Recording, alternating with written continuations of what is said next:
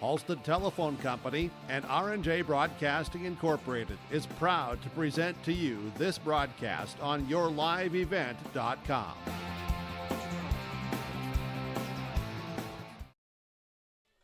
And a pleasant good Friday afternoon from Trapper Field here in Jamestown, North Dakota. It's day 2 of the 2026 North Dakota State Class B softball tournament as it's the semifinals featuring the Kindred Vikings against Velva-Drake, Anamoose, the Aggies. Then later tonight it'll be the Beulah Miners going up against the Central Cass Squirrels with the winners to play in the state championship tomorrow here in Jamestown. I'm Chase Miller with you. Overcast skies, temperatures in the upper 70s, low 80s throughout the day.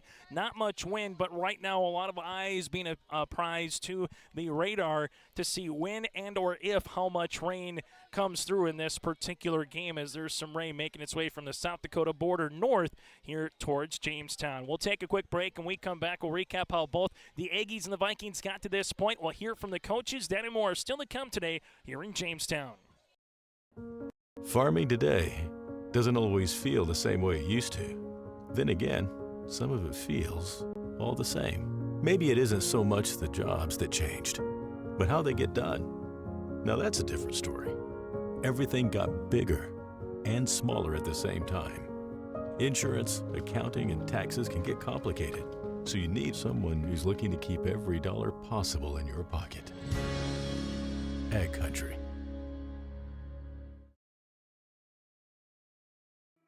Goose River Bank is here for the communities we serve, building relationships that last a lifetime. Serving the strong Red River Valley and beyond, we are your neighbors, friends, and family, committed to providing everything from everyday personal banking to loans for your farm or business. Visit one of our locations in Mayville, Hillsboro, or Hatton, or reach out and we'll happily come to you, because it's the neighborly thing to do. Goose River Bank, strong communities. Life moves fast, but your mind doesn't always have to. Practicing mindfulness, even for a minute, can help you stay calm and focused. Try noticing your breathing, paying attention to your surroundings, or taking a moment to reset before a test or a practice. Set goals that matter to you, celebrate small wins, and don't forget to take a break from screens. Your brain needs downtime just as much as your body does. Mental health isn't one big choice. It's a bunch of small ones you can make every day, and you're capable of all of them. Go Tommies! Going back through yesterday here on YourLiveEvent.com, the Kindred Vikings able to come from behind and pick up a win over Delax Burlington by a final of 3-1, scoring 3 runs in the 7th inning. Their first hit came by Janet Tazark in the 7th inning, as Charlie Odegaard pitched awfully well in the circle for the Kindred Vikings as well. Odegaard, 7 innings, 3 hits, 1 run, 2 walks, and 10 strikeouts in the circle, while the Vikings just went 2 for 23 at the plate, but had 2 runs driven in, and eventually went on to pick up their 17th win of the season, or excuse me, their 16th win of the season with that victory. They'll go up against Velva-Drake, Anamoose, Garrison, who shut out and eventually took care of business early in their matchup with Glenburn Panthers, as they picked up a win and 10-run ruled Glenburn yesterday in the first game of the state softball tournament, 15-0 in 5 innings. The Aggies hit 16 of 25 at the plate with 15 runs scored, 13 runs driven in, 7 walks, and 4 strikeouts. And Grace Ballas in the circle, all 5 innings of work. 2 hits against, no runs, a walk, and 11 strikeouts in the win for Velva-Drake Anamoose with the Aggies. So it's the Aggies and the Vikings with a spot in the state championship on the line. For the Aggies, this is their 5th state tournament appearance, 3 straight, and they have 0 state titles. Their best finish, they have yet to make it to a state championship game. So trying to get to that point with a win here and get to their first state championship in program history, while on the opposite side for the Kindred Vikings, 4 state titles, most recently 2 years ago on this very field here from Trapper Field. 12 state tournament appearances all time for Sam Brandt and the Kindred Vikings. We'll take a break, and when we come back, we'll hear from Bryce Gutnick from Velva-Drake Anamoose. Then from there, we'll hear from Coach Brandt of the Kindred Vikings, all ahead of our starting lineups and the opening pitch today from Trapper Field. This is the state softball semifinals. Hi, Sonia from the Lighting Gallery and Decor. We're so much more than just lighting. Step into a space where your home starts to come together. From custom furniture and curated decor to a personalized design guidance, We help you create a space that feels warm, layered, and uniquely yours. Whether you're starting fresh or finishing the details, we're here to bring your vision to life. I invite you to stop in. I think you'll be wowed.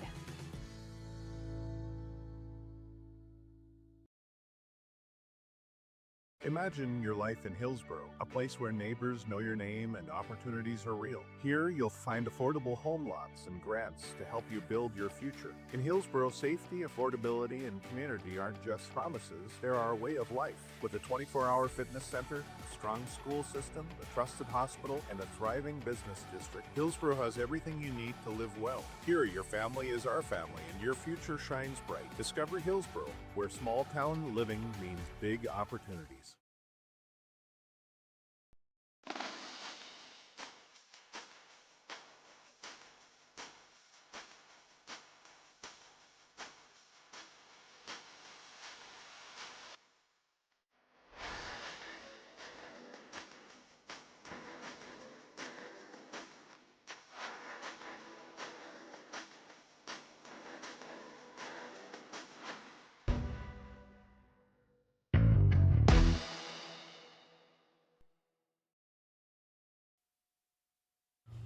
As we continue here on YourLiveEvent.com, join us as Bryce Gutneck here for the Velva-Drake Anamoose Aggies. Join us as they get ready for a semifinal round matchup with the Kindred Vikings. Bryce, before we talk about Kindred, let's just talk about Grace and what she was able to do in the circle yesterday. Obviously, 5 really good innings as well. What did you just kind of see from her, and how has she been able to help you throughout the course of the season? Just commanding the strike zone. It's first pitch strikes. It's just the quantity, the percentage of strikes she's throwing, pounding the zone, hitting her spots, on the inside half, really kind of jamming some of those hitters up, and then you get into a mix, on how we're trying to get hitters out, and she's really accomplished that. She's understood it more and more as she's grown older on the mound, and it's a lot of work. It's a lot of studying. It's a lot of listening to me, talk and with my ideas, but now she's starting to have ideas, so which is great. So she's growing up, and she was tremendous on the mound. You look at a Sam Brandt Kindred Viking team, which is going to be a challenge here a little bit later in the semifinal round matchup from your perspective.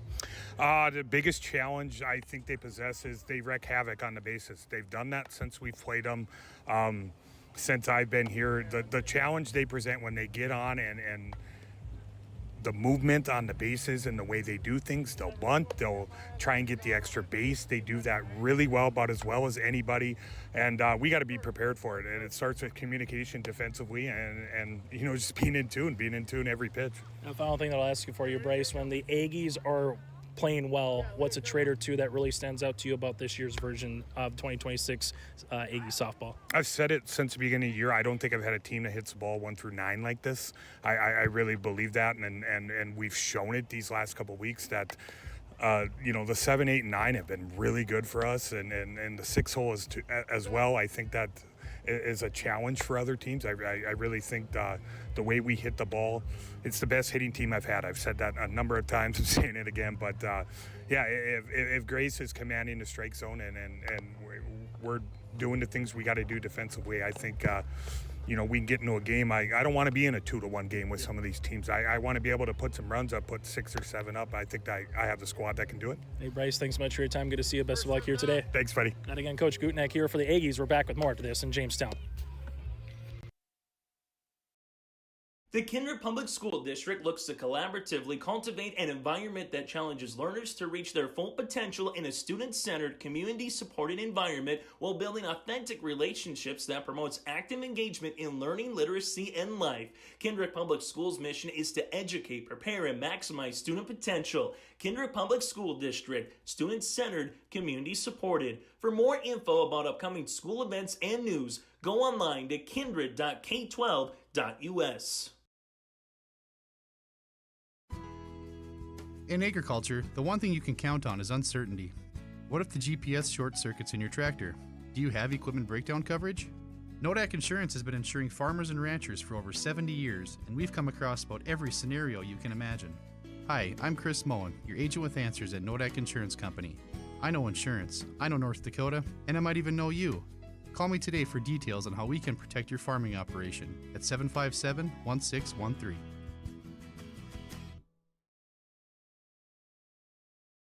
The The World of Outlaws late models are coming to Norman County Raceway on June 30th, 2026. Infield seating, your chance to meet your favorite National Touring Series drivers, and much, much more. Tickets are available now at ncraceway.com. Order yours today. And we'll see you June 30th, 2026.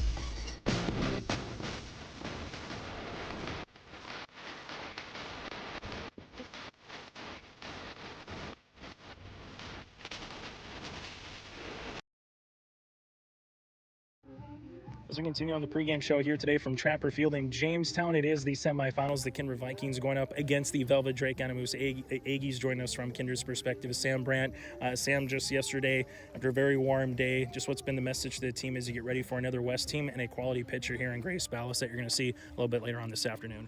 Yeah, we are going to make sure that we just jump on in the first inning.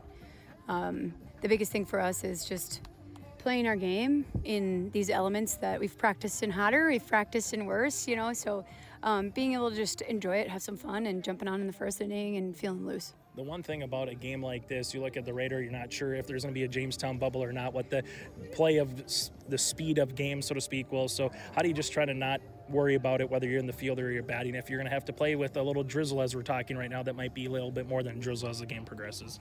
Since we've had such a lovely spring, we've played in snow and cold and rain and wet and mud and 97 degrees, so they're ready for it. We've practiced it. They don't have any control over it.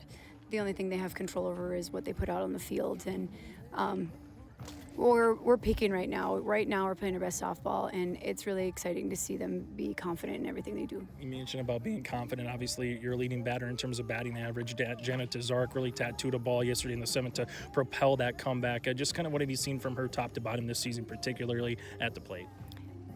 Aggressive, a leader. She leads with nothing but poise and athleticism and confidence, and backs her teammate up. It's just for her to be able to step in and get that job done. You could tell by the body language and her attitude stepping in the box that she had it and she was in control. So I'm so glad she plays for me and nobody else, and it's great to see it all happen. Final thing for you, Sam, for you guys to play well today and try to get to that championship 24 hours from now, what do the Vikings have to do well against the Aggies to try to get to that game tomorrow night? Yeah, we're going to play our best defense. We're going to limit errors. We're going to put the ball in play. We're going to get aggressive on the bases. We are going to enjoy it and bring energy and have a little fun.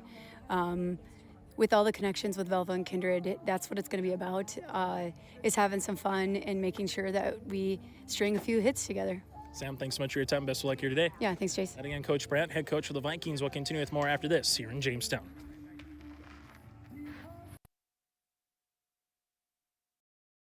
For the last 25 years, Carlita Dietz at Berkshire Hathaway Home Services Premier Properties has been serving the real estate needs of the Fargo-Moorhead area and surrounding communities. Whether you're buying, selling, or investing, Carlita is ready to help you evaluate the market and make the right choice for you.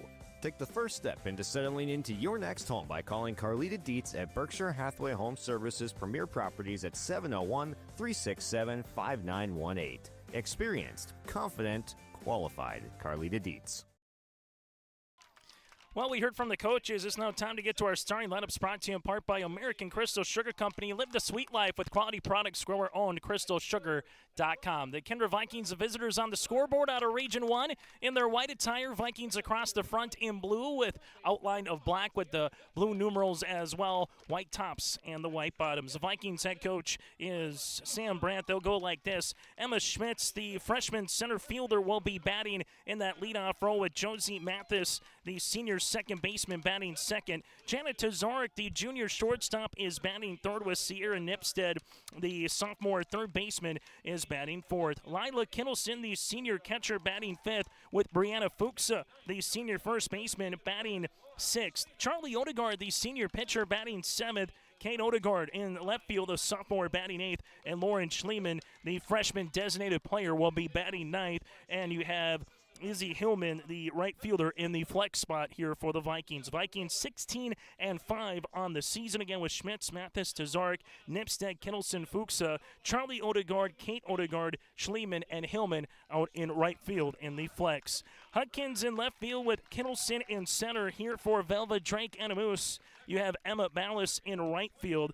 Jersey Selzer will be at first base with Lonis at second, Bruner at shortstop, Volinchenko over at third. Clements will be behind the plate with Grace Ballas here for Velva-Drake, Anamoose, the Aggies. The Aggies with their gold tops, the blue numerals and lettering outlined in white with the white pants that are pinstriped here today for the Aggies. Bryce Skutnik, the head coach, and they are with a mark of 19-5 on the season here for the Aggies. The number 2 seed here in this region for Velva-Drake Anamoose, as they were able to pick up a win over Glenburn in the Region 4 tournament, defeated Beulah for the championship 21-6 to qualify for state here for the Aggies. It's the Aggies and the Vikings. Winner plays the winner of our next contest with Central Cass and the Beulah Miners. We'll take a break. When we come back, it's the opening pitch. That is our starting lineups, brought to you in part by American Crystal Sugar Company. Live the sweet life with quality products grower-owned. Go to crystalsugar.com.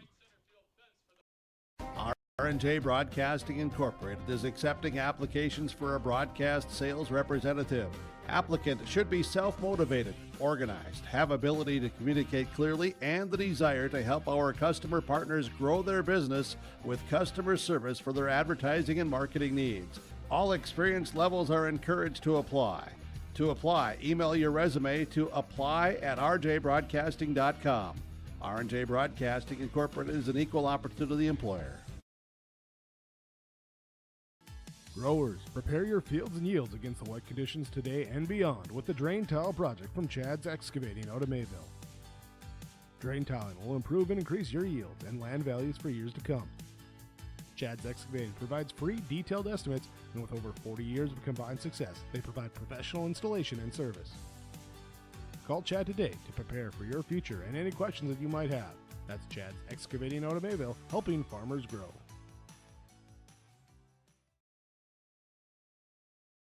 Hi, Sonia from the Lighting Gallery and Decor. We're so much more than just lighting.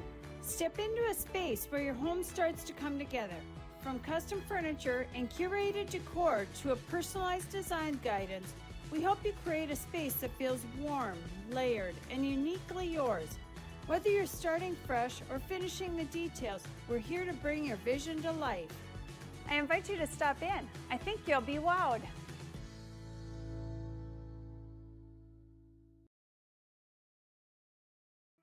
Goose River Bank is here for the communities we serve, building relationships that last a lifetime, serving the strong Red River Valley and beyond. We are your neighbors, friends, and family, committed to providing everything from everyday personal banking to loans for your farm or business. Visit one of our locations in Mayville, Hillsborough, or Hatton, or reach out and we'll happily come to you, because it's the neighborly thing to do. Goose River Bank, strong communities.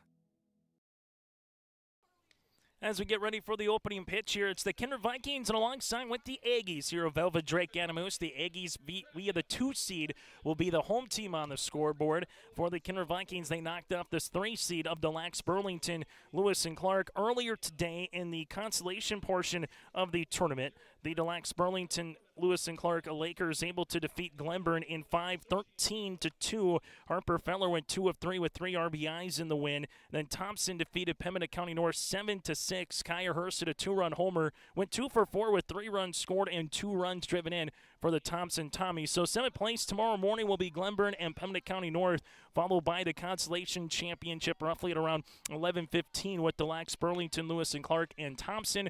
3rd place to follow after that, roughly at around 1:30, and then the championship is scheduled for 4:30 tomorrow afternoon. We will follow again the Thompson Tommies alongside with the Central Cass Squirrels and the Vikings here for the state softball tournament. Joel Ansello on the call for Thompson and Park River area for the baseball game going on, and then Kindred later tonight going up against the Aggies here for Velva-Drake Anamoose as well. Opening pitch scheduled for 4 o'clock, and that's what we're going to have. Grace Ballas in the circle going up against Emma Schmitz, the leadoff batter here for the Vikings. Opening pitch is popped, and this one will go foul. It's 0-1.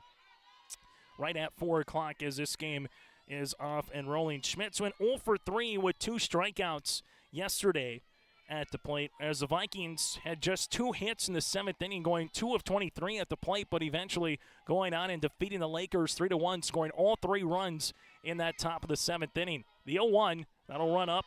It's a ball. It's 1-1. Schmitz, the freshman center fielder, with Josie Mathis and Janet Tazarek top third of the lineup here for the Vikings. State Softball Tournament on yourliveevent.com. Chase Miller with you from Trapper Field here in Jamestown, North Dakota. 1-1 popped up in the infield. Who's going to call for it? The shortstop does in Bruner, and Schmitz is retired on 3 pitches, and there's 1 down. Current temperatures here in Jamestown, 79 degrees, getting a little bit more humid, and a chance of rain showers is starting to threaten the Stutsman County area. Taking a look at the latest radar that's making its way through. Some yellow, green, and a hint of orange between Valley City and Lemoore and Lisbon coming here. As this one's going to be hit up the third base slide. That'll go foul. It's 0-1. Josie Mathis coming to the plate. Mathis 0 for 2 with a walk and a strikeout so far here at the state softball tournament for the Kindred Vikings. As Grace Ballas in the circle, righty-righty matchup against Mathis. Here's the 0-1. That'll run up and out of the zone. It's 1-1. Winner of this game makes their way to the state championship, and if the Vikings do so, it'll be 13 of 14 seasons that either Kindred or Central Cass has made it to a state championship here in softball. 1-1 pitch. That'll work out. It's now 2-1. Well, if the Aggies can pick up a win, they would be the 3rd team ever from the West to make it to a championship game in State B. Delax, Burlington, Lewis, and Clark has been runners-up twice. Beulah won the championship in 2023. As this one works for a ball, it's now 3-1. 3 balls, 1 strike here to Josie Mathis as Grace Ballas right now looking to find the zone with Clemens behind the plate. 3-1. That'll run in for a strike. It's 3-2 at the knee and makes the count full. See what Mathis can do here. As Mathis digs back in on that right-handed batter's box. Here's a 3-2. Mathis fouls this one, spoils it up, and we'll see pitch number 7 at the at-bat upcoming here for Mathis.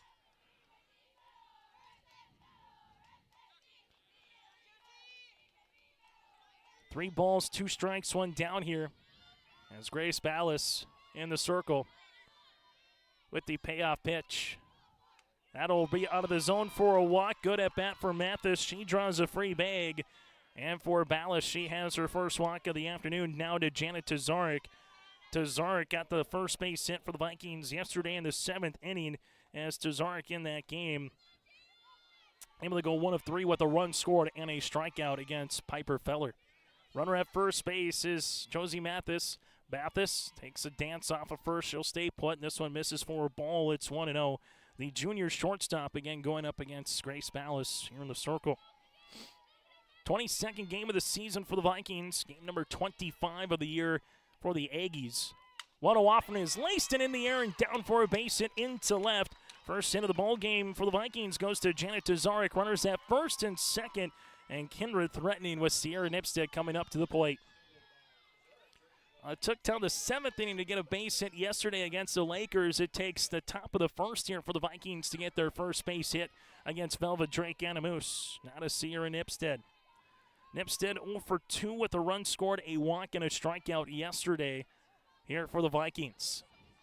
Ballas having to fight right now early in this inning, and this one will run up for a ball. It's 1-0. Vikings under Sam Brandt, very aggressive on the base pass as well. Josie Mathis, a good base runner at second base. Janet Tazarek stands at first. 1 ball, no strikes here to the sophomore third baseman in Nipstead. 1-0 pitch. Nipstead looking to bunt. Runner will stay put as Nipstead did offer, missed. That was one of those situations where Mathis was about 20 feet between second and third base before she put on the brakes there for the Kindred Vikings. The question will becomes, what does Clemens do with it? Clemens just ate it, got it back to the pitcher.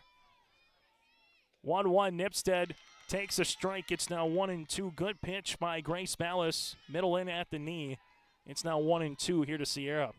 Nice crowd filing on in. Central Cass and Beulah Miners watching the first part of this game to see what's going to happen. Here's the 1-2. Nipstead, swing and a miss. It gets by the catcher. Nipstead's retired as the bases were occupied, but because it gets through the glove of Clemens, allows the runners to go to second and third respectively. So it's almost like a sacrifice bunt in a way. Mathis goes to third, Janet Tazarek to second. Strikeout for Ballas, that's her first. She does record the out. Now it goes to Lila Kittleson. Kittleson 0 for 2 with a run scored, a walk and a strikeout yesterday against the Lakers. Batting from the left-handed side as Ballas one pitch away from getting out of this pickle in the first, and Kittleson is one hit away from driving in one, if not two. She takes a strike low and away. It's 0-1. State softball tournament today here in Jamestown from Trapper Field. It's the semifinals, and we're down to the last half of the tournament. 6 games done, 6 games to go. The 0-1, Hilson a little late. It's now 0-2. Runner at third base is Mathis. Tazarek stands at second. Batter number 5 of the inning as Grace Ballas gets strike 1 and strike 2 against Kittleson. The 0-2 pitch. That'll run up and in. It's now 1-2. So 1 ball, 2 strikes here now to Kittleson. Ballas ran that one up and in after a couple pitches that were low and away. Switching elevations here in this at-bat. 1-2, low and away, swing and a miss by Kittleson. Back-to-back strikeouts for Grace Ballas to get out of the side. There were no runs on a hit, no errors, and 2 runners left. We played a half inning today. On the Dakota Heritage Bank scoreboard, it's the Kindred Richland Vikings scoreless with the Velva-Drake Anamoose Aggies coming to the plate here on your LiveVent.com. At Thompson Public Schools, their mission is to develop lifelong learners and responsible citizens. You can visit their website, tps-k12.org, for school announcements and calendars, lunch menus, weather announcements, athletic schedules, and more. Follow them on social media and share in Tommy Pride with student updates and events with Thompson Public Schools. Thompson Public Schools thanks all students, staff, parents, alumni, and community members for their continued support. Good luck to the Tommies. Learn more at tps-k12.org. The City of Hillsborough encourages customers to use electricity wisely through its Bright Energy Solutions rebate program. These rebates help customers save energy and money, improve their comfort, and protect the environment. You can get rebates on Energy Star appliances and lighting, as well as high-efficiency heat pumps and air conditioners. They even have rebates for home electric vehicle chargers. Business customers can receive rebates too. Call the City of Hillsborough for more information or visit brightenergysolutions.com. On the Dakota Heritage Bank scoreboard, sharing their heritage and their future with locations in North Dakota and Minnesota. Go to dhb.bank. Vikings threatening the first, can't play to run. It's now the Aggies coming to the plate for the first time here today against Charlie Odegaard in the circle. Quincy Bruner, the 8th grade shortstop, batting leadoff with Marley Kittleson, the 9th grade freshman center fielder, and Emma Ballas, your top 3 of the lineup, the sophomore right fielder here for Bryce Gutnick. Charlie Odegaard in the circle, winds, delivers. This one will miss for a ball. It's 1-0. Fallon Hunkins, the junior left fielder, batting cleanup with Grace Ballas, the junior pitcher, batting 5th. Jenna Lonis, the junior second baseman, batting 6th here today for the Aggies. 1-0 by Odegaard. That'll be up at the hands. It's now 2-0. Evelyn Selzer, the sophomore first baseman, batting 7th, with Tessa Clemens, the junior catcher, batting 8th. And Volochenko, the senior third baseman, batting 9th here for the Aggies. Quincy Bruner at the plate, 1 of 3 so far here in the tournament. She will take one at the hands for a ball, now 3-0. A run scored, a walk, and a strikeout against Glenburn yesterday for the leadoff batter and the shortstop 8th grader here for the Aggies. 3 balls, no strikes as Odegaard falls behind the leadoff batter. Here's the 3-0 pitch. That'll be in there for a strike. It's 3-1. Charlie Odegaard yesterday, 7 innings, 3 hits, 1 run, 2 walks, and 10 strikeouts in the circle for the Vikings in their win against the Lax Burlington, Lewis and Clark. Here's the 3-1 offering. Good spot. That'll be in for a strike at the knee, now 3-2. So after 3 straight balls out of the zone back-to-back that Quincy Bruner has taken, pitch number 6 by Odegaard here in the at-bat. A 3-2.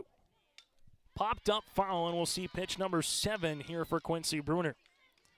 Bryce Gutnick and the Aggies here against the state tournament field coming in 2-1 against the state tournament field. Now 3-1 after winning against Glenburn yesterday. Trying to see if a team from the West can punch their ticket to the state tournament and championship game. 3-2, run up at the hands. The battle won by Odegaard. She gets the punch out for the strikeout. That'll be her first of the afternoon. Now it goes to Marley Kittleson. Kittleson 2 for 4 with 2 runs scored and 2 runs driven in for the freshman yesterday in their win against Glenburn. And for Charlie Odegaard, gets a strikeout, her 11th of the state tournament. Odegaard works, as this one will be a good spot for a strike. It's 0-1 here for Odegaard, outer part of the plate against the right-handed batter here with Kittleson. As Odegaard takes a look at the wristband, has the 0-1. 0-1 off speed.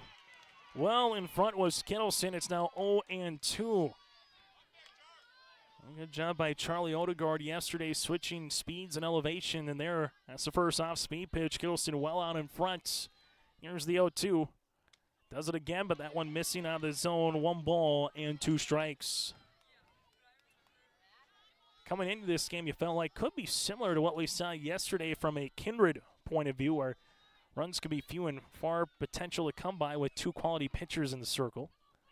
1-2, another strikeout for Odegaard. Charlie with back-to-back Ks, both swing and a miss. And there's 2 down as it goes to Emma Ballas. Emma Ballas, she was a one-woman wrecking crew at the plate yesterday. 4 for 4 with 2 runs scored and 2 runs driven in here for Emma Ballas. And the sophomore right fielder batting from the left-handed side. First lefty that Odegaard will see here today. She hits the outside corner. The plate works ahead the count. It's now 0-1. Fell behind Quincy Bruner, 3-0, got the strikeout, got ahead on Marley Kittleson, got the K, and now working ahead here on Emma Ballas. 0-1 pitch, that'll run up and in. It's 1-1. Vikings threatened in the top of the inning, left 2 runners on at second and third. Right now, Odegaard looking to have a nice quiet bottom of the first. Ballas takes one outside for a ball, now 2-1 as Emma looking to get to a hitter's count here for the sophomore right fielder. 2 balls and 1 strike with Odegaard here in the circle, Kittleson behind the plate. That battery this afternoon for the Vikings. 2-1, swing and a miss. 2-2, Nipstead at third, Tazark over at shortstop. Mathis at second, Fuchs at first. Right to left, Hillman, Schmitz in center, and Odegaard in left field. That's Kate, Charlie's younger sister. Here's a 2-2. Strike 3, looking at Odegaard, retires aside via the strikeouts.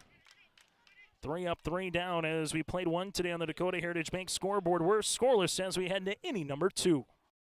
If you can dream it up, we can make it a reality. Hello, this is Jonathan Olson with Greenworks Landscaping and Fencing. We can offer you a complete package when it comes to an external look to your property. Paver patios, outdoor kitchens, retaining walls, or fencing. We offer you all that and more. Our fences are built to last, so you have low maintenance beauty that not only improves the look, but also the value of your home. To show us your ideas or let us help you design your perfect outdoor sanctuary, check us out on the web at gworkslf.com. Stay up to date all year long with your live event from our social platforms with X, Facebook, and YouTube. From the latest coaches show to watch game broadcasts back on demand from earlier in the season. Search your live event on YouTube and hit subscribe. Outside the 3-point arc. Pick and pop here with Spaeth into the left side corner. 3, good. For the complete and most up-to-date schedule throughout the year, head to our website at yourliveevent.com.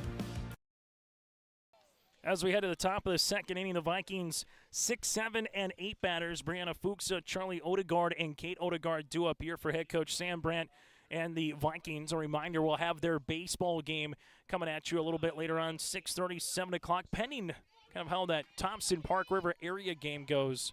We'll have that for you. Joel Ansello on the call on yourliveevent.com, and we'll have the second semifinal with Beulah and Central Cass 35 minutes after this game wraps up. 6, 7, 8 batters for Fuchsa. She digs in against Grace Ballas. Swing and a miss. One after the rise. It's 0-1. Ballas With 2 runners on base at third and second after getting back-to-back Ks of Sierra Nipstead and Lila Kittleson. Those runners at first and second. Nipstead struck out, but the runners got to second and third, and then Kittleson struck out with runners in scoring position. The 0-1 fouled off the netting. It's now 0-2.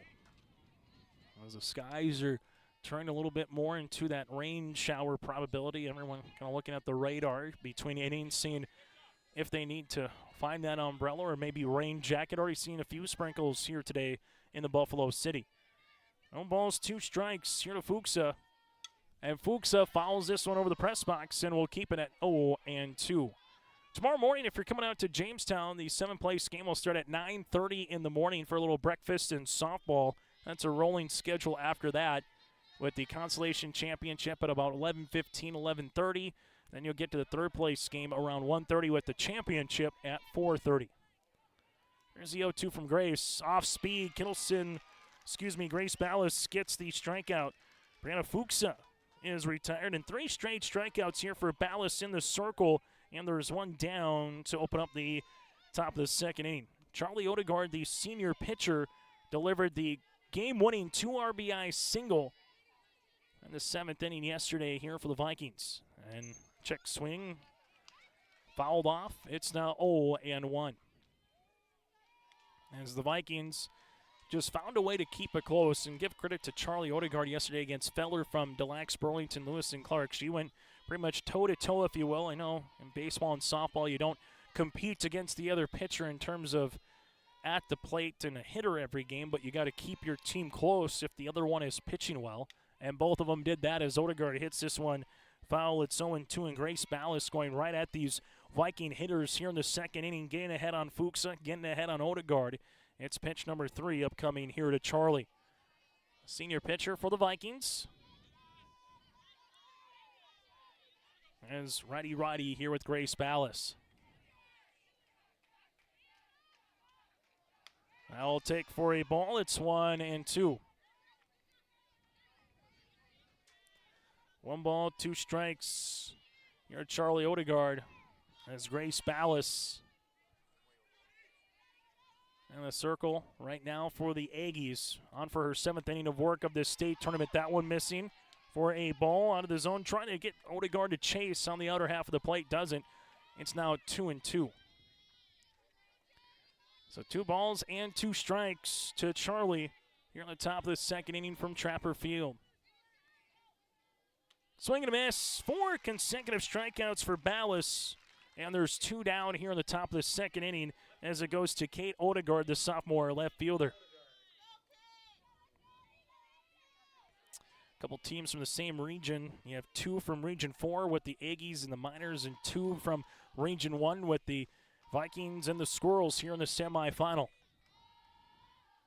Swing and a miss. It's 0-1 to Kate Odegaard here, the sophomore left fielder. Looking to get aboard.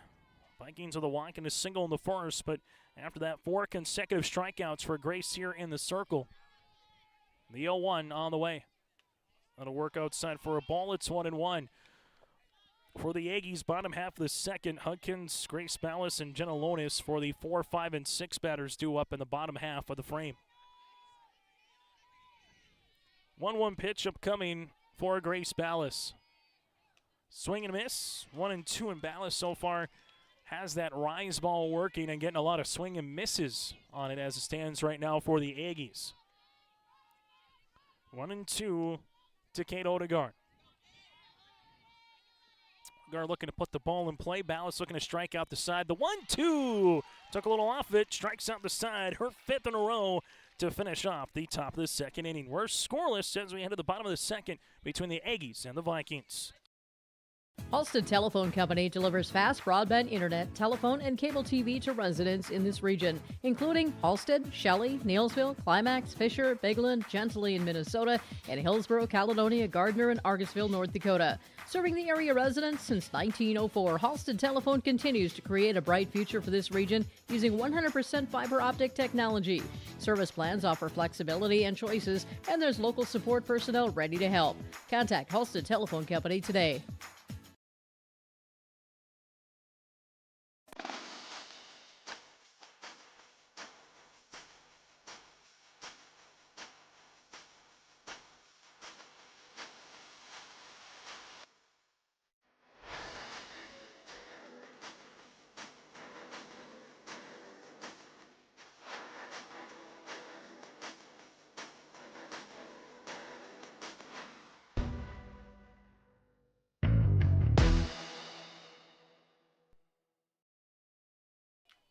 Bottom of the second inning we go. Fallon Hunkins, Grace Ballas, and Jenna Lonis, 4, 5, and 6 batters going up against Charlie Odegaard here in Jamestown. This one will run up out of the zone. It's 1-0. So far, pitcher's duel, 5 strikeouts for Grace Ballas, 3 for Charlie Odegaard as we go to the bottom of the second inning. Scoreless ball game here from Trapper Field. The 1-0 pitch on the way to Fallon. Swing and a miss. It's 1-1. Fallon Hunkins for the Aggies against Glenburn went 1 of 1 at the plate with 3 runs scored, a run driven in, and as well with 2 walks. As Charlie Odegaard looks inside the dugout, the 1-1 pitch foul tipped into the glove of Kittleson. It's now 1-2. For Viking fans, we're going to be seeing feels all too familiar of what happened yesterday where Feller was dealing against Odegaard here for the Vikings. 1 ball and 2 strikes, bottom of the second.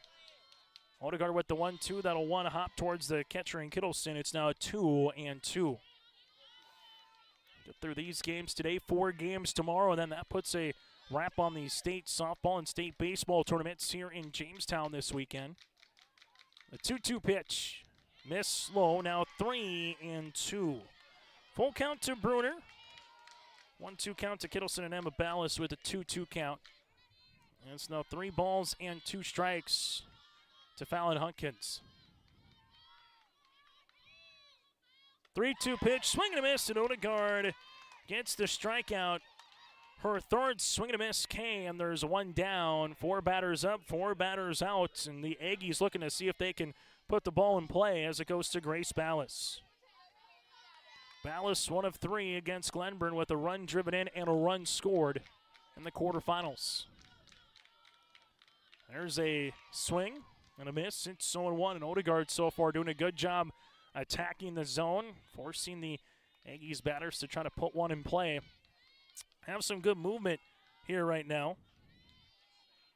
The 0-1, swing and miss, is now 0-2. And Charlie, as she did against Fallon, worked ahead and left a couple nibbling at the plate before she struck her out. The 0-2 works outside for a ball. It's 1-2. 1 ball and 2 strikes.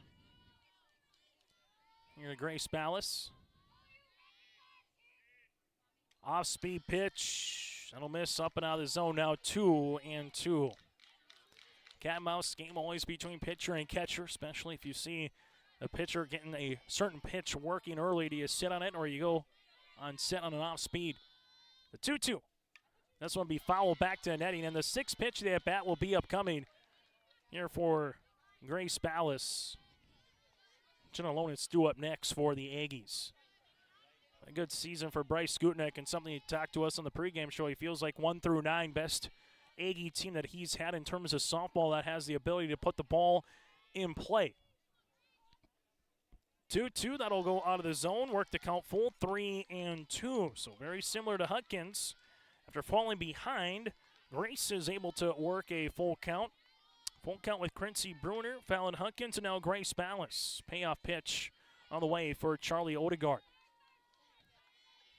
Odegaard gets the sign from the dugout. Takes a look at that wristband, and here's the offering.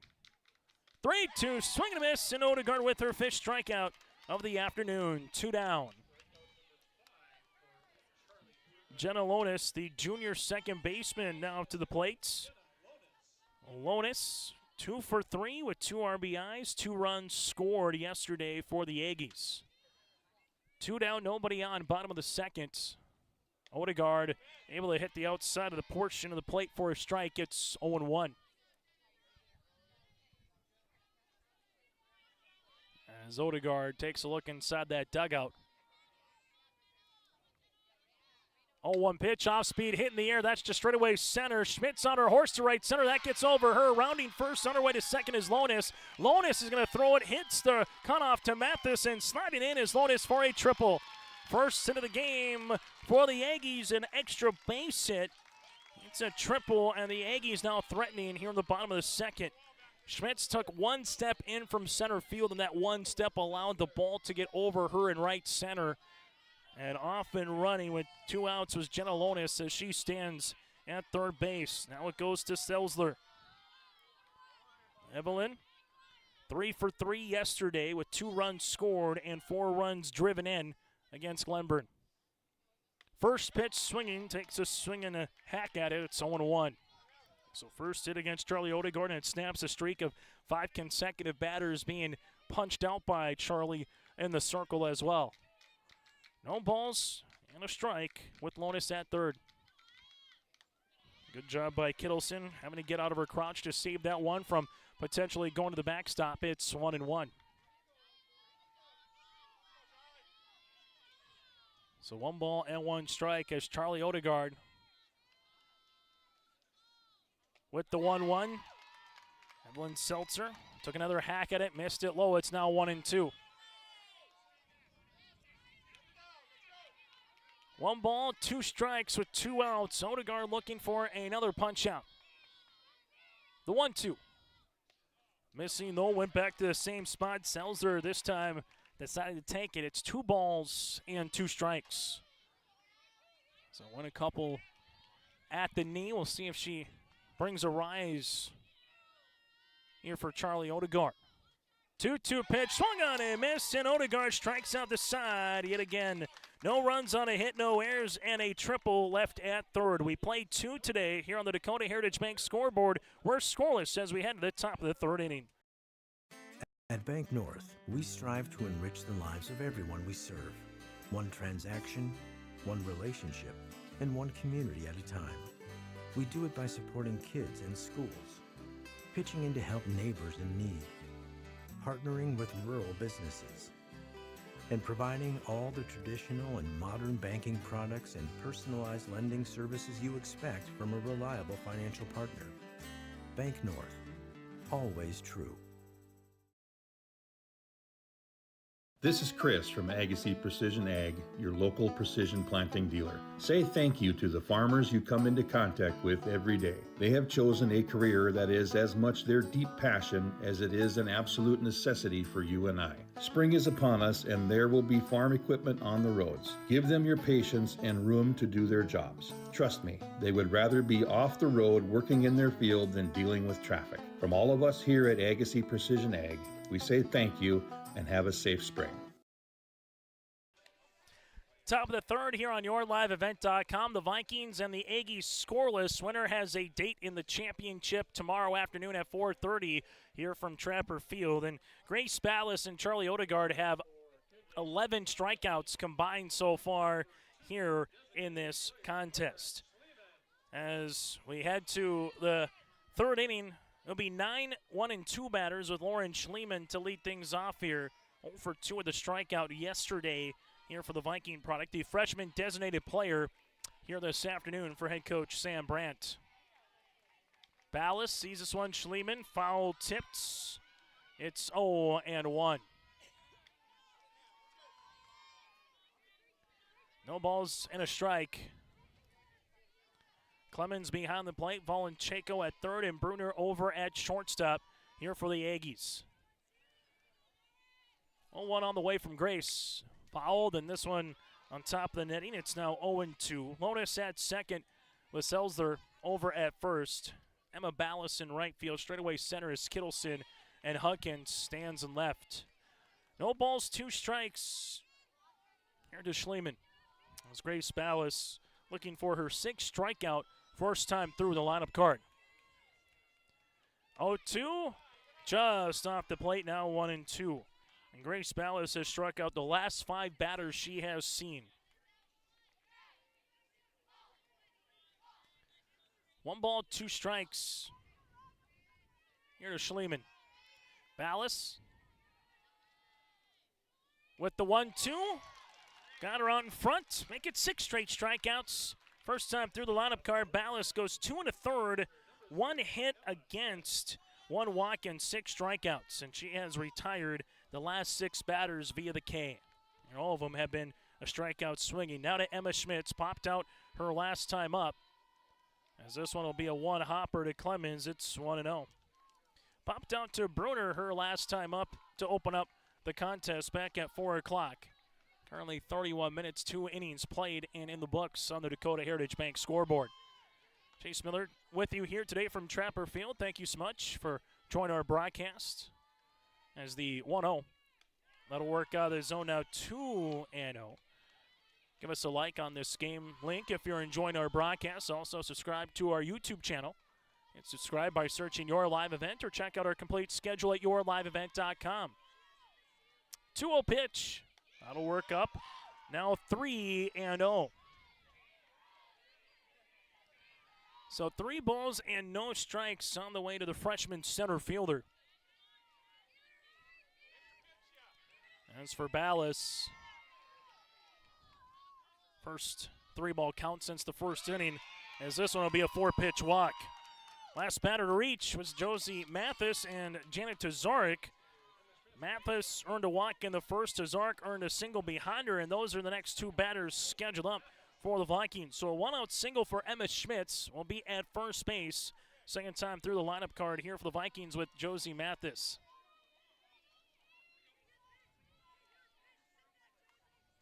Mathis will take for a ball. It's 1-0. Make it 5 consecutive out of the zone here for Grace Ballas. Clemens behind the plate, taking a look at the runner as we're starting to get just a couple of sprinkles coming down here in Jamestown. 1-0 offering. Looking to bunt. This is bunted up the third base side. That'll spin and go foul. It's 1-1. Not a bad bunt, though, by Mathis. If that is just tightened up a little bit fair, you could be talking about an infield bunt. Instead, it's 1 ball and 1 strike with Schmitz standing over at first base.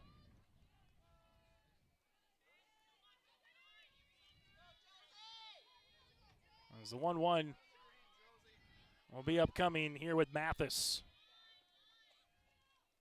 1-1, runner's going to stay put at first as Mathis takes a ball. It's now 2-1.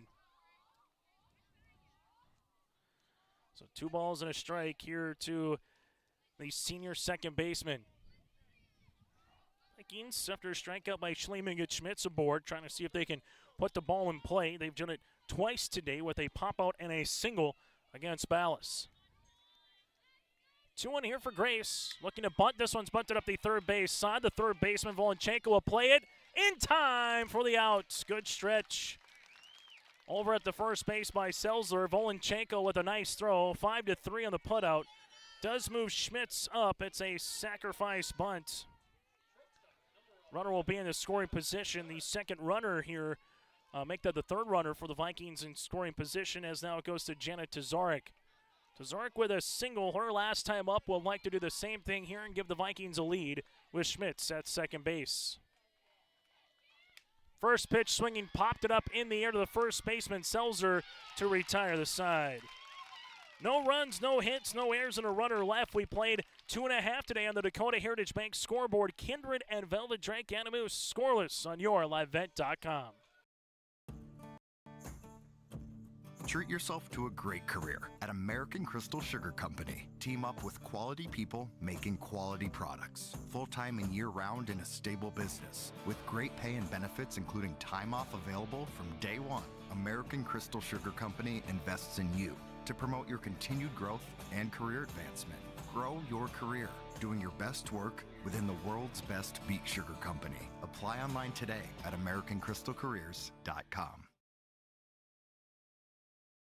Welcome to the 130th Annual Norman County Fair, June 24th through 27th, Ada, Minnesota. FFA Day. New this year, Jindo Bingo, the Big Air ATV show in the R&J Broadcasting Grandstand. Plus free music, basketball challenge, Check 6 Veterans Day, Youth Day, Senior Day, racing, the Mooncats, lumberjack shows, and so much more. For the full schedule, visit NormanCountyFair.com. Norman County Fair, Ada, Minnesota, June 24th through 27th. It's where summer begins and the fun never ends. Bottom of the third inning on yourliveevent.com. Clemens, Volenchenko, and Bruner due up here for Velva-Drake Anamoose. 8, 9, and 1 batters with Tessa, the catcher, digging in. Clemens 0 for 1 with 2 walks and a strikeout yesterday against Glenburn. Odegaard on for her third inning of work. This one runs up and out of the zone. It's 1-0. 3 batters up, 3 batters down via the K in the first inning. 4 batters up with a 2-out triple by Alonis, but Odegaard struck out the side. 1 ball has been put in play today here for the Aggies so far. The 1-0 pitch. That'll work up now 2-0. Kettleson behind the plate here for Kindred with Kate Odegaard in left field, Schmitz in straightaway center, and Hillman in right at the flex spot for the Vikings. 2 balls and a strike here for Charlie. 2-0 here for Charlie. Now it's 2-1. Fuchs at first base, Mathis at second. Jenna Tazarek stands at shortstop, and Nipstead over at third here for Kindred. Here's the 2-1. That'll miss for a ball now 3-1. Odegaard just off the zone, a little up and away. Looking for that strike while the Aggies looking to see if they can get a base runner aboard to lead things off here in the 3rd inning. There's a 3-1. Foul tipped off the glove of Kittleson, now 3-2.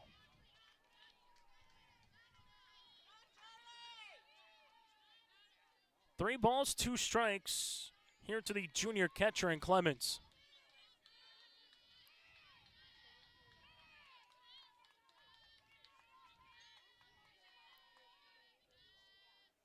Three-two pitch, swing and a miss, and Odegaard gets her 7th strikeout of the afternoon. 1 down, bottom of the 3rd. Falling behind the count, coming back, getting a couple strikes here on Clemens. Now it's to Leah Volenchenko, the 3rd baseman, senior 3rd baseman here for the Aggies. Volenchenko swing and a miss, it's 0-1. Then back to the top of the lineup with the 8th grader in Quincy Bruner on the on-deck circle here for the Aggies. No balls and a strike. This one is popped foul. It's 0-2. State softball semifinals today here in Jamestown. It's the Vikings and the Aggies with the Squirrels and the Miners on deck. The game will get underway 35 minutes after this one wraps up as a scheduled time. The 0-2, that'll go all the way to the backstop. Tanking was Volenchenko. It's 1-2. It's one thing we've seen from these Aggie batters, especially once Odegaard gets ahead, not going after a chase pitch, if you will. So 1 ball and 2 strikes. 1-2 hit in the air. That's going to die in right field. Hillman will play this. It's a 1-out single for Leah Volenchenko, and the Aggies get their 2nd hit. First time through the lineup card for Velva-Drake, Anamoose, and Charlie Odegaard. Odegaard for the Vikings went 2 1/3, 2 hits, no walks, and 7 strikeouts. Now it goes to Quincy Bruner. Bruner worked the count full, struck out swinging in the 1st, and we'll see what the Aggies do with 1 down here with a runner at first base in Volenchenko. Swinging, hit in the air, that goes to center. Schmitz takes a couple steps back, and 1 pitch. Quincy Bruner is retired. Good contact, though, and there's 2 down. Able to barrel that ball up a little bit, but it went right to Schmitz in center field. Good swing, good contact, just couldn't make anything happen with it. Hitting right to the center fielder, there's 2 down. Now it goes to Marley Kittleson for 1 with a strikeout back in inning number 1. As Odegaard has faced 2 over the minimum so far in the circle. This is a good pitch for a strike. Low in the zone, outer half. Catches the plate, now 0-1.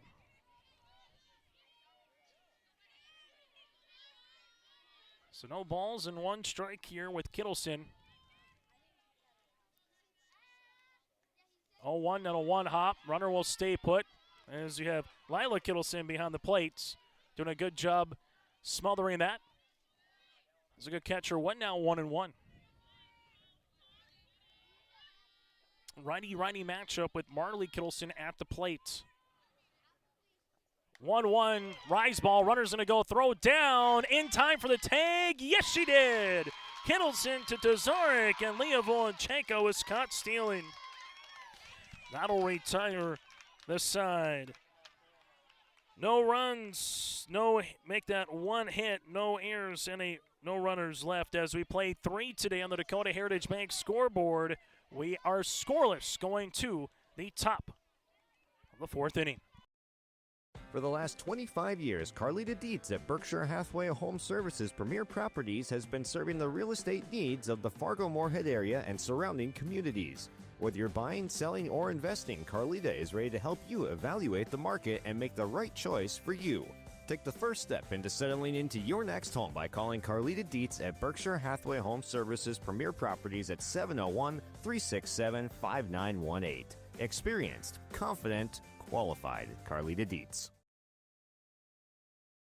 At Castleton Lumber, they want to be part of every stage of your building project from the ground up. Let them assist with planning your project timeline in a way that's affordable and efficient. Castleton Lumber has everything you need to get the look you love with windows, siding, roofing, and doors. From choosing the right materials to the finishing touches, you can count on the folks at Castleton Lumber. Stop in and talk with the crew today or call 347-4471. That's 347-4471.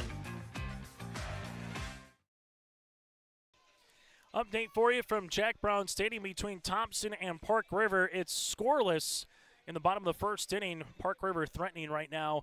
Bases full, 2 down. Have yet to play to run, but looking to score the first run. Still to come, it'll be Kindred going up against Velva-Drake Anamoose in game number 2 of that state semifinal. For baseball, Joe Lancello on the call at Jack Brown Stadium for both of those games. Chase Miller with you here from Trapper Field here in Jamestown. Nipstead, first pitch swinging, hits one in the air to right. That's got a little giddy up on it to right center, but the center fielder, Kittleson, cuts it off in the gap before it was going to hit the wall. And one pitch, one down. Nipstead gave it a ride, but it's a fly out for those scoring at home, and it's 1 down. Lila Kittleson, 0 for 1 with a strikeout. Nipstead gave it a good swing, but instead goes out in the outcome. Now it goes to Kittleson, 0 for 1 with a strikeout swinging her last time up. Kittleson hits one in the air. This one will die in front of the center fielder. That's the opposite Kittleson and Marley. So Lila Kittleson gets a base hit for the first time this afternoon. The Vikings with their first hit since Janet Tazarek had a single in inning number 1 as it goes to Brianna Fuchsa. Fuchsa was able to tie the game, putting the ball in play yesterday in the 7th inning as the senior first baseman 0 for 1 with a strikeout her last time up. Fuchsa sees this one outside. Kittleson stays put at first. It's 1-0. Vikings sent 5 batters to the plate in the first. Then Grace Ballas struck out the side in the second. 4 batters were in the third, where Emma Schmitz was left at second base. 1-0 pitch. Strike at the knee. It's 1-1. 1 ball and 1 strike here to the number 6 batter and Coach Sam Brandt's lineup. Lights not on here at Trapper Field with the overcast skies. A 1-1 rise ball. Fuchsa went and chased it. It's now 1-2. 1-2 on the way here with Kittleson over at first base.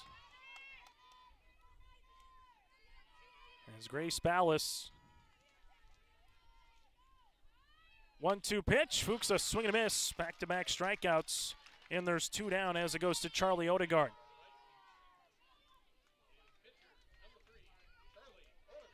Odegaard will dig in now here for Kindred. Runner at first again is Kittleson. As Charlie trying to see if she can put a ball in play. 2 down and the pitch. Foul ball as we're starting to get some sprinkles are coming its way through. Enough for some fans to pull out the old umbrella. Others battling through it with our equipment. We'll be pulling out the umbrella if it rains just a skosh harder here in Jamestown. No balls and a strike, 2 down. Right now a good old-fashioned pitcher's duel.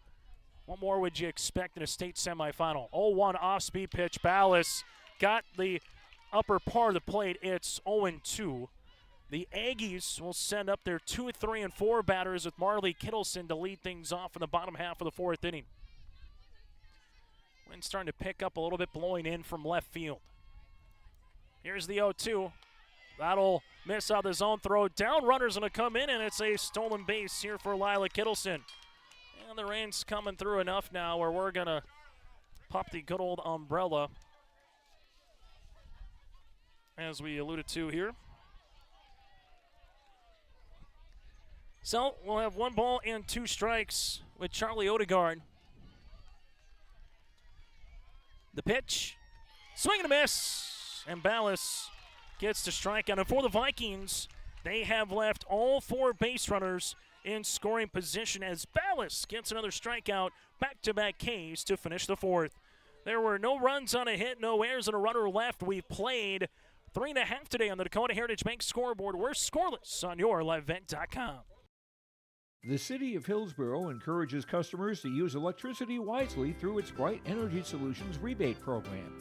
These rebates help customers save energy and money, improve their comfort, and protect the environment. You can get rebates on Energy Star appliances and lighting, as well as high-efficiency heat pumps and air conditioners. They even have rebates for home electric vehicle chargers. Business customers can receive rebates too. Call the City of Hillsborough for more information or visit brightenergysolutions.com. For trusted news, weather, and sports from your community, look to R&J Broadcasting Incorporated, KRJB, KRJM, and KKCQ Radio, and rjbroadcasting.com. Hear local voices from local radio with news and information from the area. Your information stations, KRJB, KRJM, and KKCQ Radio, and rjbroadcasting.com. Local voices from local radio.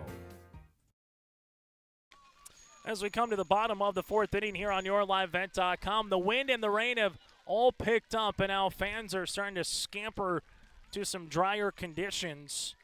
And this rain is very similar to what we saw 2 years ago when Renville County with Ginger Savacool had a pitch in the elements against Central Cass, and that was pouring literally cats and dogs. This is still raining pretty good, but not to the cats and dogs level of what we saw in that one.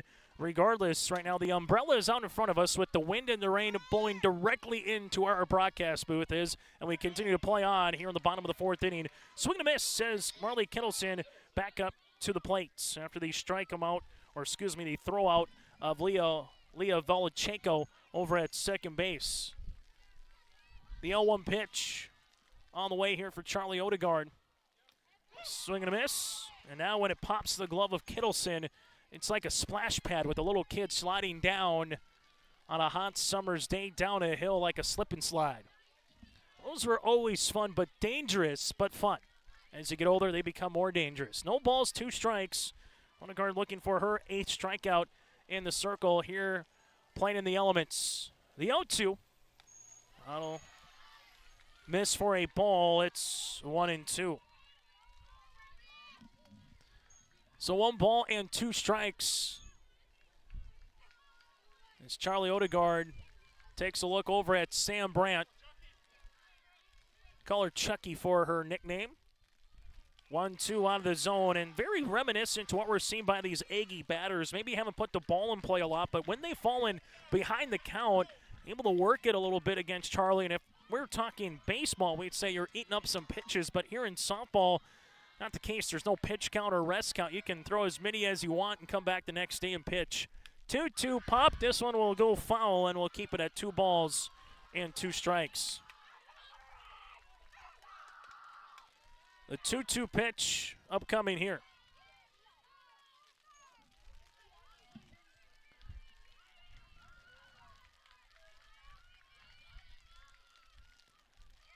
Two. Hit in the air. That'll go foul. And we'll do it all over again at 2 balls and 2 strikes. And the officials have the discretion to call this at any time if they deem that play is unplayable. But normally they try to get through a half inning if you can. The 2-2.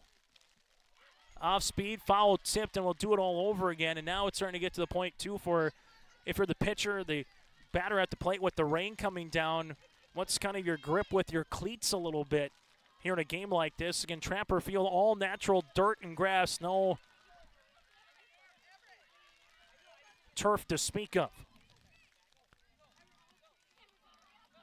Here's a 2-2 on the way from Odegaard. Foul tipped off the glove of Kittleson, and we'll keep it at 2-2.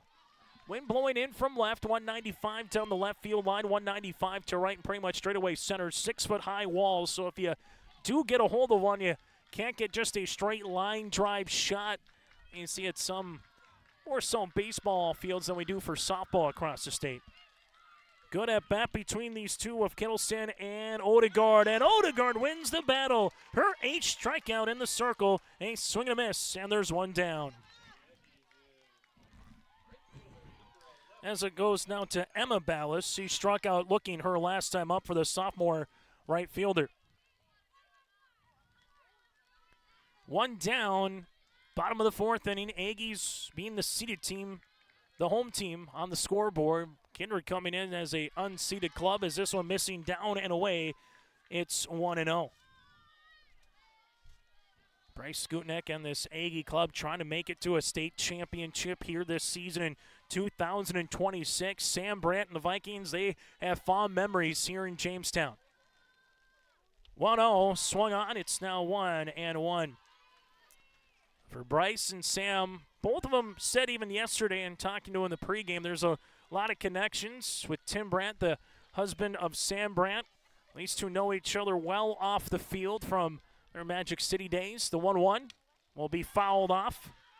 It's now 1-2. I think because of that, you have some mutual admiration for both of these teams. And in sport, you never want to lose to someone, but if you do lose, it might be just a little bit less of a pill to swallow with a friend across the way having a chance to win a championship tomorrow afternoon. Here's the 1-2 pitch. Foul ball, and we'll do it all over again here at 1-2. Rain continuing to come down here in Jamestown and not letting up by any stretch of the imagination. Not pouring down rain, but enough right now where if you don't have an umbrella in front of you, you're definitely going to be a little colder and a little wetter here over the next couple of minutes. The 1-2 from Odegaard. That'll miss low in the dirt. Emma Ballas sees this one now at 2-2, and that's where she struck out looking her last time up. 2 balls and 2 strikes. Wind coming more straight down as it was kind of coming on a side about 5 minutes ago. The 2-2. Just off the plate now, 3-2.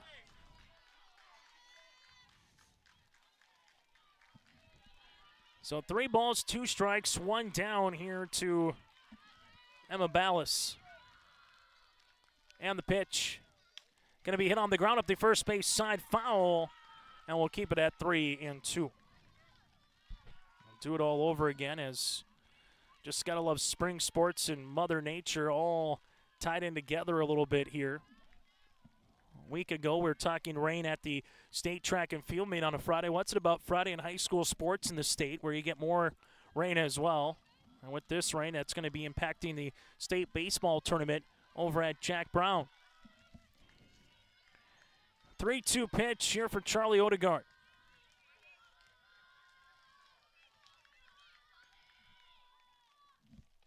And Emma Ballas earns a walk. Long at bat. Emma Ballas wins the battle.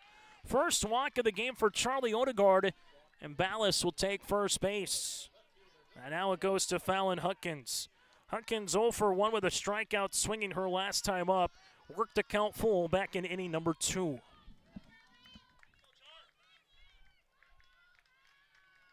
As for Charlie Odegaard in the circle. Will miss low, runner stays put. It's 1-0. Jenna Lonis due up next.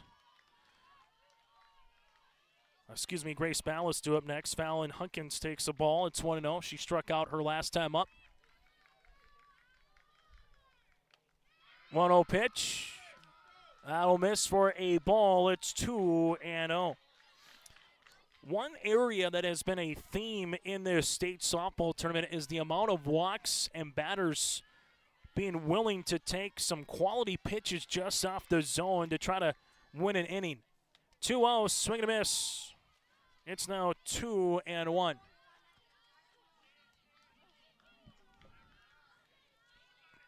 Two balls and a strike with 1 down. And the pitch. This one will miss as the rain is starting to go more towards a sprinkle right now.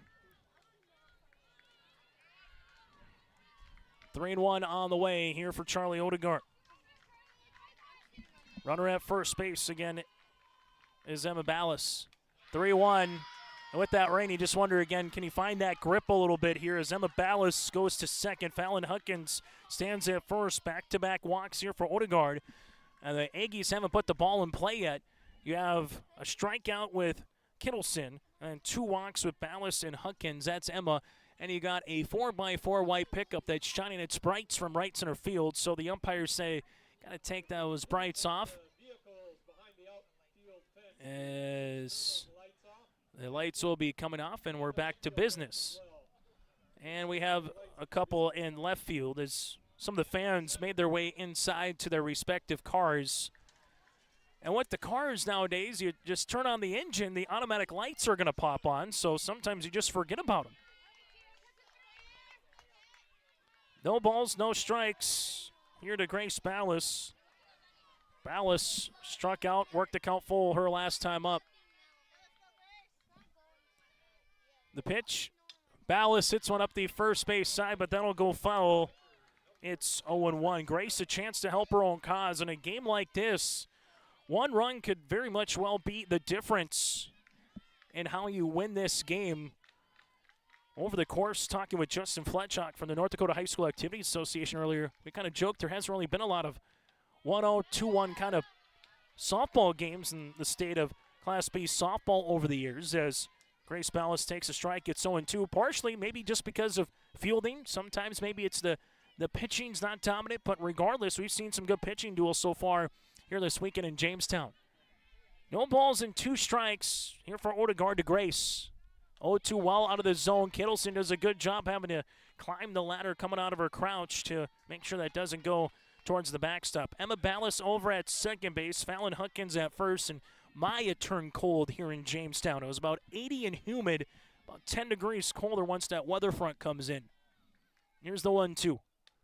Just off the plate. It's now 2-2. 2 balls, 2 strikes. Also on YourLiveVent.com later tonight. The Shoots. We'll have a little bull riding coming up over at Essential Plaza at Shields Arena at 7 o'clock. Shoots and Boots. The 2-2.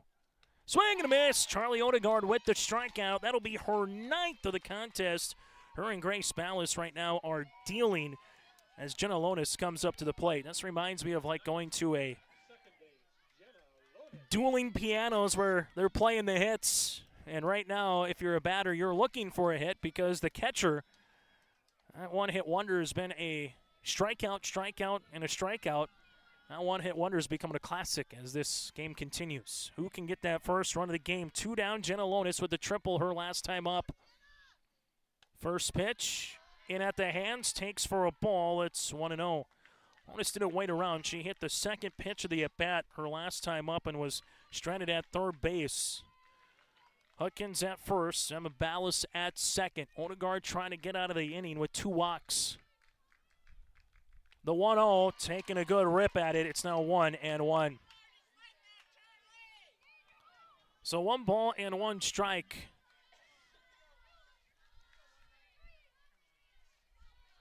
Here to Jenna Lonis, the number 6 batter in the lineup for the Aggies, 5th batter of the inning. The 1-1. That'll miss for a ball. It's 2-1. Didn't miss by much. If you're a Viking fan, if you're an Aggie fan, you're saying great eye by Jenna Lonis. There's the 2-1 offering. 2-1 going to be a lazy fly. Popped up, and Tazarek on the run will make the play just inside second base.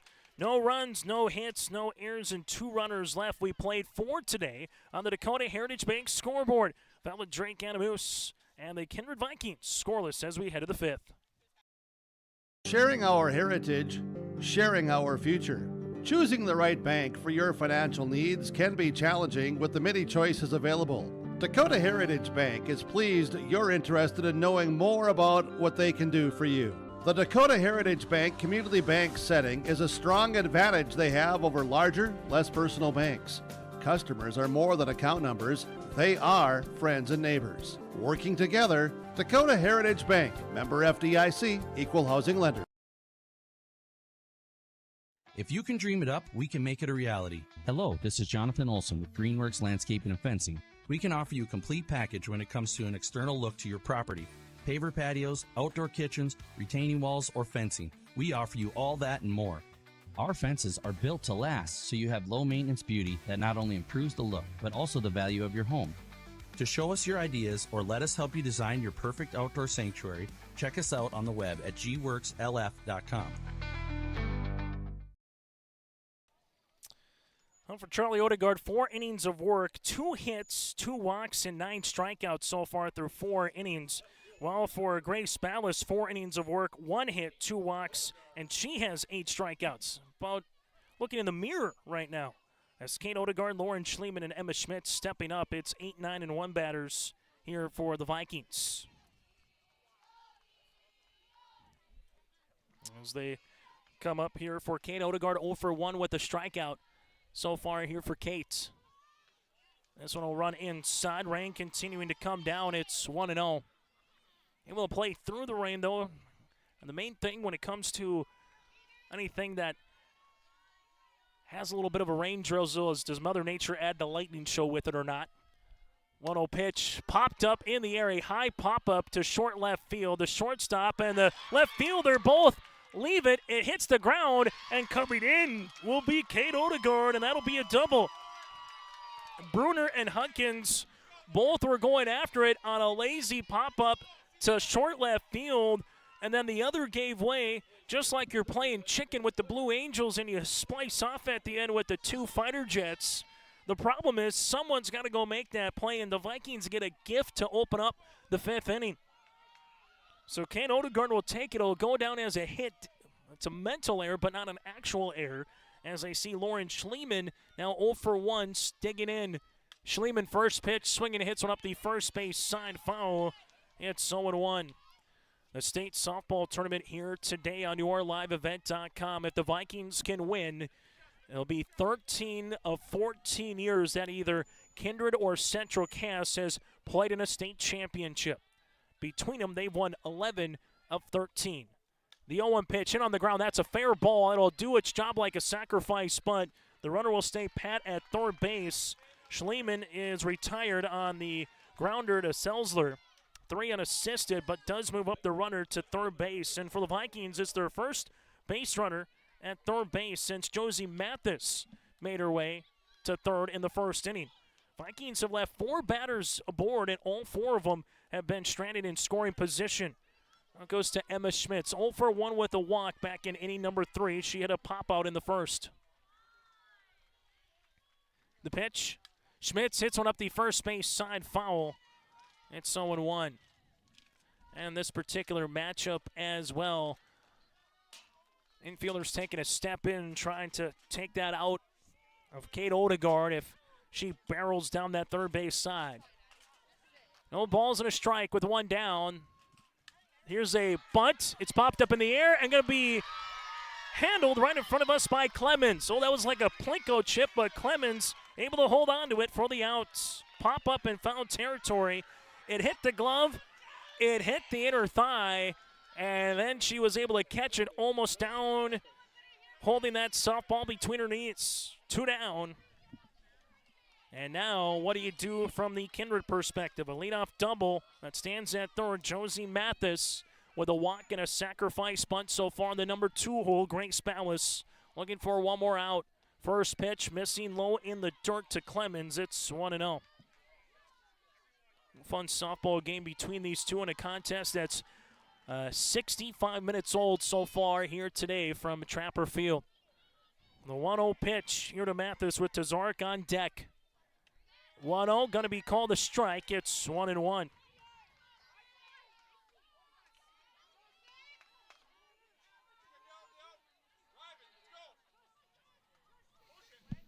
One ball and 1 strike on the way here to Josie Mathis. 1-1. This one gets by the catcher. Coming in from third base, sliding in safely. It's going to be Kate Odegaard. Odegaard slides in and gets that jersey all dirty.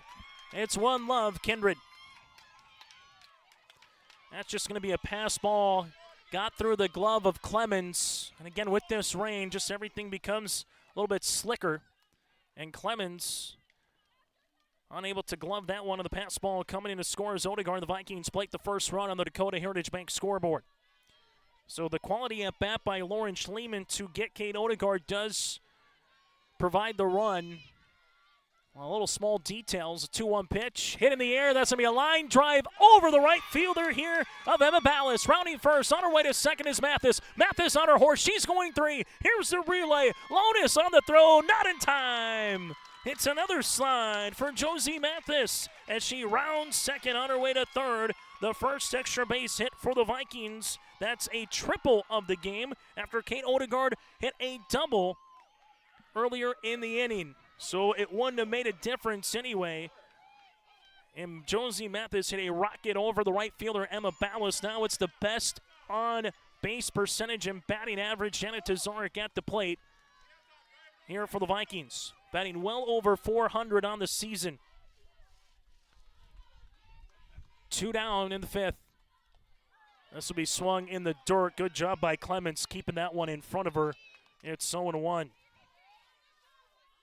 The Vikings, they had just 2 hits coming into the inning, and now they got 4, and it's been a double and a triple on top of that. So no balls and a strike. The righty Grace Bell is trying to keep it just to 1 run. The 0-1 popped up. That'll be foul. It's now 0-2 for the Aggies. They'll have Selzer, Clemens, and Volenchenko, the 7, 8, and 9 batters on deck here once we get to the bottom of the 5th inning. No balls, 2 strikes with 2 down to the junior shortstop, Tazarek. Ballas looking for another strikeout. The 0-2 hit on the ground, foul up the third base line, and we'll keep it at no balls and 2 strikes. Runner at third is Josie Mathis on what was the hardest hit ball so far here this afternoon, working into the early evening. We still got one more semifinal to go with Central Cass having a matchup with the Beulah Miners. No balls, 2 strikes. Here to Tazarek. Hit a high fly ball into right. Camping underneath it is Emma Ballas, and she will make the play in right field. A run does come in on 2 hits. There were no errors and a runner left. We played 4.5 today with a new score on the Dakota Heritage Bank scoreboard. Vikings 1, Aggies scoreless coming to the plate. Keep your car moving along with the team at Elite Automotive Center in Fargo. What sets Elite Automotive Center apart from the herd is their truly extensive list of services. From brake and tire service to tune-ups and battery replacement, there's no job too big or small for their ASE certified technicians. Schedule your next oil change by going to EliteAutomotiveCenter.com or scan the QR code on your screen now. Never settle for standard service. Stop by Elite Automotive Center today in Fargo. At Enbridge, we're focused on relationships. 23 Canadian First Nation and Métis communities now own an equity stake in Enbridge Athabasca Pipelines. In Minnesota, Enbridge has spent $450 million and counting with Native-owned companies and in wages to tribal members working on Line 3. Every day brings new collaborations, partnerships, and possibilities. Learn more at Enbridge.com. Bottom of the 5th inning on the Dakota Heritage Bank scoreboard, sharing their heritage and their future with locations in North Dakota and Minnesota. Go to dhb.bank. It's the Vikings 1, the Aggies scoreless. Charlie Odegaard in for her 5th inning of work, and this one will be swing and a miss to begin the bottom of the 5th inning. As Evelyn will come up to the plate.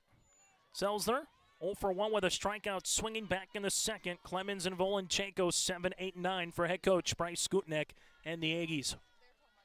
The 0-1 pitch, foul ball. This one will go into the netting. It's now 0-2. So no balls and 2 strikes on the way. As we'll see this upcoming for Charlie Odegaard, 9 strikeouts. Struck out the side in the 1st and the 2nd. Had 1 in the 3rd and struck out 2 in the 4th. 0-2 pitch on the way to Selzler. That'll miss inside, off speed, low and in. It's 1-2. Still overcast skies, rainy conditions, but not anything that has been more than just an annoying slight sprinkle here for the last 15 minutes. Still need your umbrella if you want to stay dry. The 1-2, just off the zone, outer part of the plate, 2-2. For the Aggies, they've worked the count well against Odegaard. Now it's just a matter of can they get some results from it. Well, for Charlie Odegaard's done a good job mixing speeds and elevation location here today. The 2-2. Foul back to the netting. We'll keep it at 2 balls and 2 strikes. Pitch number 6 upcoming here for Selzer. Make sure you stay tuned to our post-game show. Coming up, our Agassi Precision Egg Play of the contest. Enbridge Energy Player of the Game. That and more is still to come here a little bit later on YourLiveEvent.com. The 2-2 pitch on the way. Swing and a miss, and Odegaard gets her 10th strikeout of the afternoon, and there's one down. Odegaard, 7 innings of work yesterday against the Lakers. 3 hits, 1 run, 2 walks, and 10 strikeouts, and this is equally, if not more impressive as stands right now. She can finish this one off 4 1/3 innings of work. Tessa Clemens 0 for 1 with a strikeout, swinging her last time up in inning number 3. First pitch swinging, hits a little soft pop-up. That's going to get by the second baseman. It's a base hit here for Clemens. The junior catcher climbs aboard, and the Aggies have the tying run at first base. Tough play for Mathis there and Fuchs. It went right between him. Mathis made a diving attempt to try to get there, just unable to do so. As for the Aggies, they will come on and have a courtesy runner. So a courtesy runner on the way. As the courtesy runner for Velva will be Yulin. So Yulin stands at first base as they see it with Leah Volonchenko. A single her last time up in the 3rd inning was caught stealing to end inning number 3. Tying run at first here with Yulin. Odegaard with the pitch. That'll miss out of the zone. It's 1-0. 1 ball, no strikes here with Yulin at first base. Then after Volonchenko, it goes back to the top of the lineup with Quincy Bruner. For the Aggies, we'll see what the play is on for Bryce Skutnek. Even with 1 down, do you play the small ball or do you let Volonchenko swing away? You let her swing away, but she takes a strike. It's 1-1. Sometimes it could be a coach's gut choice and a decision on what you want to do throughout the course of a game like this, where sometimes just about putting the ball in play and seeing if you can get a little extra help along the way. Here's the 1-1 upcoming from Charlie Odegaard as the wind is starting to pick up yet again here in Jamestown. 1-1 pitch, that'll be hit foul down the right field line. It's 1-2, and that one hit a car. As the oohs and ahs, we already see 1 car here that had a broken windshield yesterday. It hit the top right of the windshield. The softball with the indentation that had a little spider web after it. The 1-2 offering, that'll work in. Runner stays put. It's 2-2. Quincy Bruner due up next. Just matter, will she be hit with a runner in scoring position, or might it be 2 down? 1 run across for Kindred, top of the 5th inning. That's been the difference. It stands right now. Here's the 2-2. Hit on the ground. Tazarek will play it. They get 1 at second base. Mathis can't make the turn. It gets by for a moment by Fuchs. The right fielder, Hillman, able to play it, but they get the lead runner 6-4. So Volonchenko will reach base on a fielder's choice. Yulin is retired, and there's 2 down as it goes to Quincy Bruner. Bruner with a strikeout in the first, flew out in inning number 3, 0 for 2 today at the plate here for the Aggie Products. And just an 8th grader, she's got a small strike zone. First pitch, swing in the first. Last time up in the 3rd, and a fly ball to Schmitz. Made good contact, just right to the center fielder. This time lays off the first pitch. Runner stays put with Volonchenko. It's 1-0. As the Vikings will be coming up here in the top of the 6th inning also. Vikings baseball team getting ready for a semifinal round matchup a little bit later on tonight with these same Aggies. Here's the 1-0. I'll miss out of the zone, now 2-0. As the rain's starting to pick up just a little bit from what we saw, just being a light sprinkle, now being More of a light drizzle. 2-0 offering. Hit on the ground. This one's going to go to Odegaard. Odegaard will play it over to Fuchsa. 1-3 to retire the side. There were no runs on a hit, no errors, and a runner left. We played 5 today on the Dakota Heritage Bank scoreboard. It's the Vikings 1, the Aggies scoreless as we head to the 6th. This is Chris from Agassiz Precision Ag, your local precision planting dealer. Say thank you to the farmers you come into contact with every day. They have chosen a career that is as much their deep passion as it is an absolute necessity for you and I. Spring is upon us and there will be farm equipment on the roads. Give them your patience and room to do their jobs. Trust me, they would rather be off the road working in their field than dealing with traffic. From all of us here at Agassiz Precision Ag, we say thank you and have a safe spring. Homegrown local radio is now worldwide with 24-hour streaming. Download the RJ Radio app to hear local voices from local radio with KRJB, KRJM, and KKCQ 24 hours a day from anywhere. You can listen to your favorite programs like the RJ Family Morning Show, local news, farm markets, music, high school sports, church services, more from anywhere. KRJB, KRJM, and 96.7 KKCQ is streaming on the RJ Radio app. Download it to your device and take us with you wherever you go. Update for you from the state baseball tournament. Park River, the Aggies with a 4-0 lead, bottom of the second over the Thompson Tommies. If Thompson loses in baseball, someone else will win a state championship. The Tommies, the 4-time state champ, and they've also made it to the state championship game 8 of the last 9 stinking years on top of that. But that's if Park River can hold on. First pitch swinging. This one is a pop-up. That'll go over the first base dugout, out of play to Sierra Nipstead. Nipstead 0 for 2 today with a strikeout and a flyout to center field. Nipstead, Kittleson, and Brianna Fuchsa. Grace Ballas, 5 innings of work, 4 hits, a run across, 2 walks, and 8 strikeouts, and that run was unearned. Overcast skies, wind blowing in from the left. This one runs in. Miss for a ball. It's 1-1. 24 hours ago, it was hot. Sunny skies, got clouds about 4 or 5 o'clock, but if you didn't put suntan lotion or sunscreen on, that is, you were burning yesterday. Now it's feels like a little spring. In terms of early spring, it's 2-1. 2 balls and a strike here to Nipstead. Bruner at shortstop, Volonchenko at third, Clemens behind the plate here for the Aggies. 2-1 pitch. Nipstead takes 3-1. And for every time you go to a baseball or softball field and you hear good eye, you definitely will be hearing it throughout the course of a game. Here's the 3-1 here for Grace Ballas. Falling behind on Nipstead. We'll see if Sierra gives an attempt. Taken all the way at the knee. Good pitch. It's called a strike, 3-2. Lonis at second base. Selzer at first. Emma Ballas in right. Kittleson in straightaway center. And Hunkins in left field here for the Aggies. Full count to Sierra Nipstead. Here's the 3-2. And that'll be a 6-pitch walk. Nipstead reaches base for the first time this late afternoon. And she will stand at first with nobody out. And for the Vikings, this is the first time that they've had a leadoff walk, but the second straight inning that they've had a leadoff batter reach.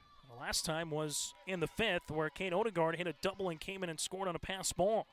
Now goes to Lila Kittleson, 1 of 2 today with a stolen base. The 1-0. Runners in a stay put. This one will be called a strike, It's 0-1.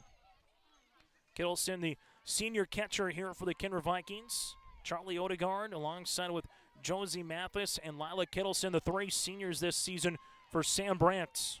Lila Kittleson, a all-region selection as well. 1 ball and 1 strike. Grace Ballas looking for strikeout number 9 if she can get it. That was the first walk since the 3rd inning where Emma Schmitz earned a walk here for Kindred prior to that Nipstead walk. Here's the 1-1. Fouled up the third base side. That'll go foul. It's 1-2. So 1 ball, 2 strikes as the senior and Lila Kittleson. Let's see if she can move Nipstead at least into scoring position here. Well, for the Aggies, would like something on the ground to see if he can get Nipstead out at second if there is anything hit on the infield, and Ballas would like a strikeout to keep the runner at first. The 1-2 off-speed pitch just off the zone. Kittleson didn't bite at it. It's 2-2 as Nipstead stayed put at first base. 2 balls and 2 strikes to the number 5 batter here in the Viking lineup. Ballas with the 2-2. This is going to be popped up, hit down the third base side. It'll be a fair ball. Volonchenko will play it. And there's one down. Jammed Kittleson as it goes to Brianna Fuchsa. 0 for 2 with a pair of strikeouts against Fuchsa so far here this afternoon. And with the rain and the elements, the game has slowed down just a tish. Making sure, especially for those pitchers, they got a good clean grasp. And that softball's not flying out of your hand. Here's a bunt that'll go foul to the backstop. It's 0-1. And there's one down here top of the 6th inning. Question is, for both these teams, will he head to the top of the 7th where Kindred will look for insurance, or will he head to the top of the 7th where Kindred will be down to their final 3 outs potentially if the Aggies can put a run or 2 up on the board, at least 2 in the bottom half of the 6th. Here's the 0-1 to Fuchsa, and this one going to run in and hit her on the knee. So Fuchsa will take first base. Nipstead will go to second.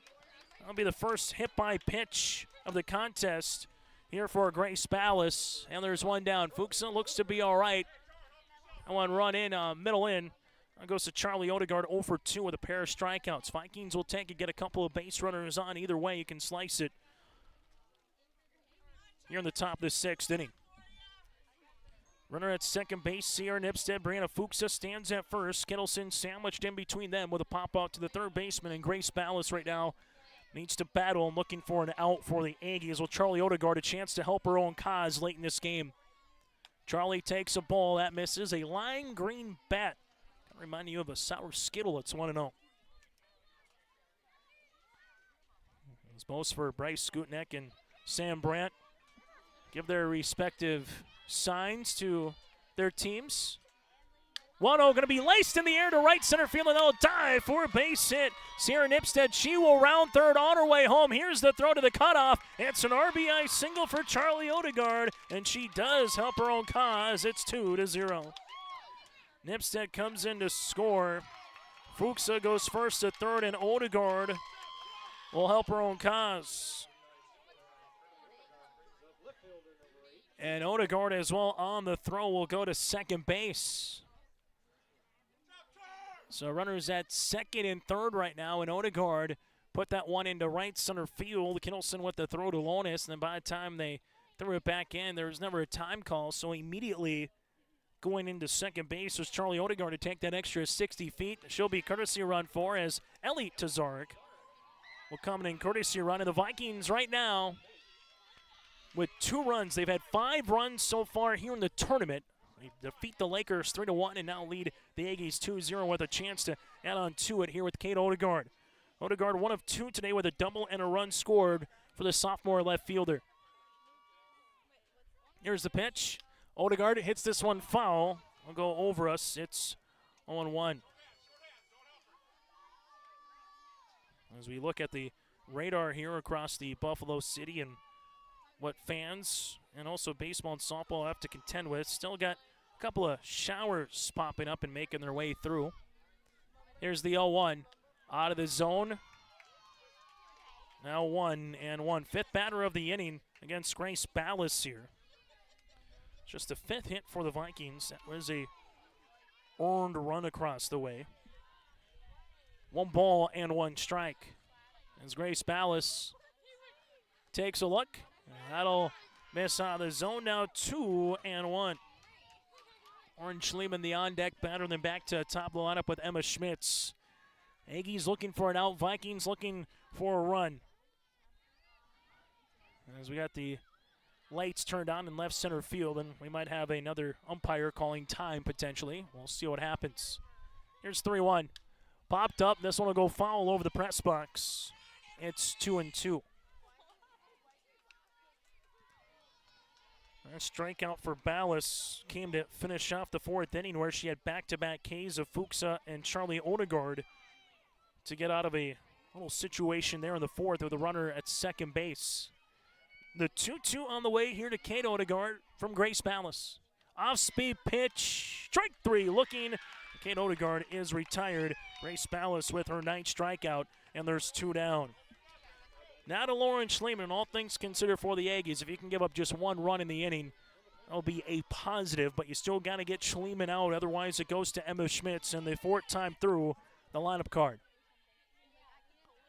2 down, top of the 6th here in Jamestown. Grace Ballas. We'll see this one work up and out of the zone. It's 1-0. For the Aggies, be a good part of the lineup coming up. The 2, 3, and 4 batters with Marley Kittleson to lead things off. Vikings looking for win 17 of the year. Aggies looking for their 20th. The 1-0 will be delivered a strike. It's 1-1. And still to come, about 35 minutes after this game wraps up, it'll be Central Cass and Beulah. As this game continues to wind through, probably closer to a 6:30 first pitch by the time we get there. Here's the 1-1. Hit on the ground, that'll go to the second baseman. It's a 3-hopper. Lonis will play it over to Selzer to retire this side. A run does come across on 1 hit. There were no errors and 2 runners left on base. We played 5.5 today on the Dakota Heritage Bank scoreboard. Kindred leads by 2. Farming today doesn't always feel the same way it used to. Then again, some of it feels all the same. Maybe it isn't so much the jobs that changed, but how they get done. Now that's a different story. Everything got bigger and smaller at the same time. Insurance, accounting, and taxes can get complicated, so you need someone who's looking to keep every dollar possible in your pocket.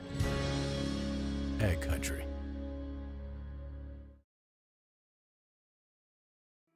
Goose River Bank is here for the communities we serve, building relationships that last a lifetime, serving the strong Red River Valley and beyond. We are your neighbors, friends, and family, committed to providing everything from everyday personal banking to loans for your farm or business. Visit one of our locations in Mayville, Hillsborough, or Hatton, or reach out and we'll happily come to you, because it's the neighborly thing to do. Goose River Bank, strong communities. Bottom of the 6th inning, 2, 3, and 4 batters, Marley Kittleson, Emma Ballas, and Fallon Hunkins. The Vikings have left 7 runners on base so far. All of them have been in scoring position. While for the Aggies, they've left 4 runners on base here against Charlie Odegaard. Odegaard on for her 6th inning of work, swing and a miss to Marley Kittleson. It's 0-1 as Kittleson is 0 for 2 today here for the Aggies. A run in the 5th and a run in the 6th so far for the Vikings. Here's the 0-1.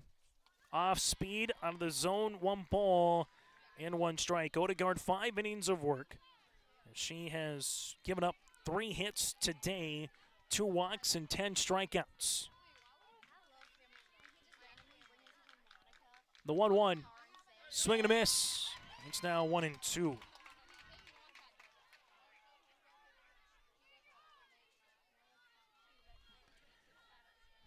You look through, Odegaard has a strikeout at least in every inning. Struck out the side in both the 1st and the 2nd. 1-2 hit in the air. That's a pop. That'll go to short center, and the wind will knock it down. And Schmitz took 2 steps behind her, then had to come in a little bit with the wind knocking it down. It'll go as a fly out to center fielder Schmitz, and there's 1 down. Ballas 0 for 1 with a walker last time up after working the count full in the 4th inning, was stranded at second base. And for the Aggies, 2 of their 4 base runners they've left in scoring position. Did have a runner reach 3rd as Jenna Lonis will get a 2-out triple back in the 2nd. Emma Ballas takes a ball. It's 1-0. 1-0 pitch. That'll be called a strike. It's 1-1. And so far for Odegaard in the tournament, she's gone 12 1/3 innings, 7. Make that 6 hits against, 4 walks, and 20 strikeouts. The 1-1 will miss for a ball. It's 2-1. Last time the Vikings made it to a state championship was on this very field 2 years ago, as they defeated the Lakers, the Aggies, and the Squirrels to make it and win a state title. 2-1 pitch. Call a strike. It's 2-2, and it has lined up, at least for the first two, where they beat the Lakers. Now they're playing the Aggies, but still got 5 more outs to try to get against a very dangerous Aggie lineup. Here's the 2-2. Hit in the air, fly ball. Schmitz again will have another chance at this one. Comes in and makes a catch. 2 flyouts in a row to the center fielder, Emma Schmitz, and there's 2 down as it goes to Fallon Hunkins. Fallon 0 for 1 with a walk back in the 4th inning for Bryce Skutnek. The good news is you're only down 2. The bad news is you're down to your final 4 outs as it stands right now.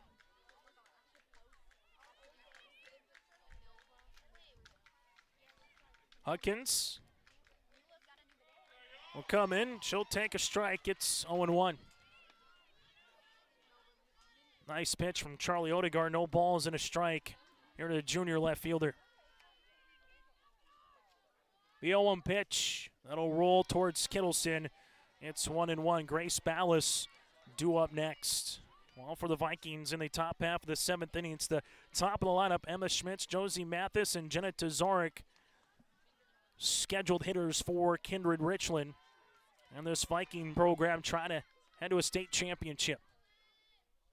1-1. That'll be called a strike. It's 1-2. Vikings with 4 state titles in program history, most recently in 2024. That snapped a 7-year drought after winning in 14, 16, and 2017.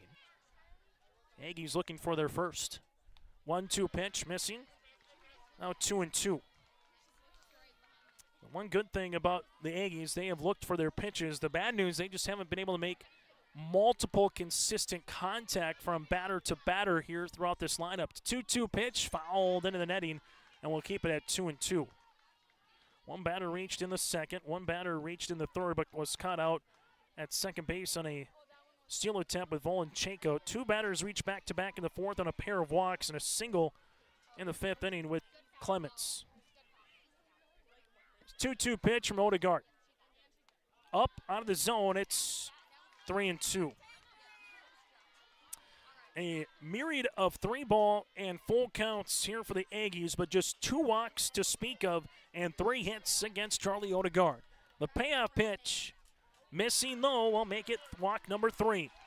And the tying run comes to the plate by the name of Grace Ballas here in the bottom of the 6th inning. 2 down.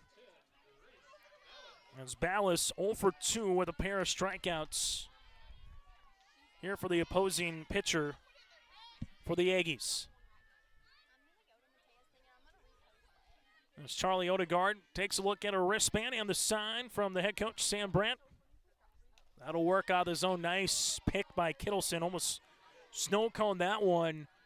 Another half a foot. That one would have easily went towards the backstop. Instead, it's 1-0. Aggies trying to pass the baton, if you will. If this was a 4x1, you're trying to get that relay and hand it off to the second person in the relay, and that's Grace Ballas, who's looking to hand it off to Jenna Lonis on deck.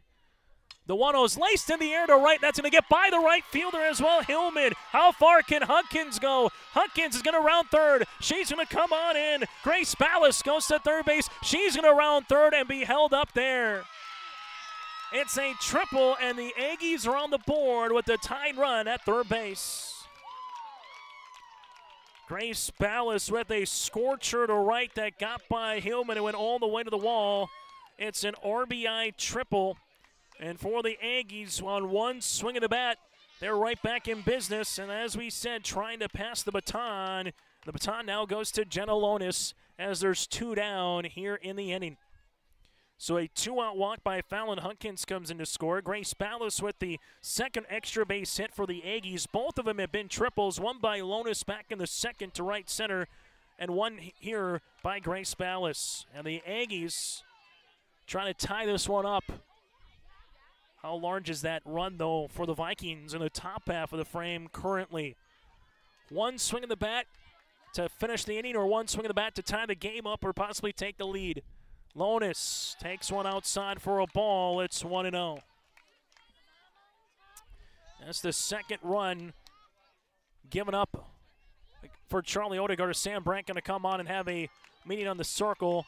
Brought to you in part by Nodak Insurance Company with Chris Moan, your Nodak Insurance agent with answers servicing Grand Forks, Lakota, and sales associate Cole Lamb. Call 701-757-1613.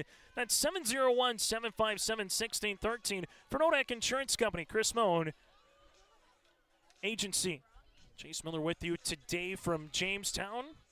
And for Sam Brandt, just a chance to go out there and allow your pitcher to catch a little bit of a breather and just know that one quality pitch, one quality out is all that you're asking for here to Jenna Lonis, where Lonis today 1 of 2 with a triple back in the second.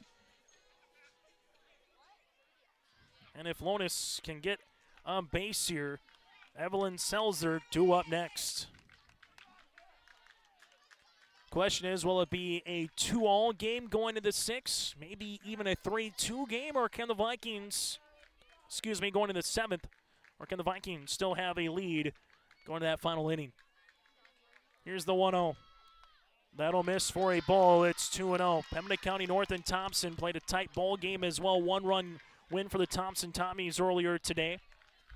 Able to play for the Constellation Championship after Des Lacs, Burlington, Lewis and Clark, 10-run ruled Glenburn in 5. Here's a 2-0. Swing and a miss. Good cut at that for Jenna Lonis. It's 2-1. 2 balls and a strike.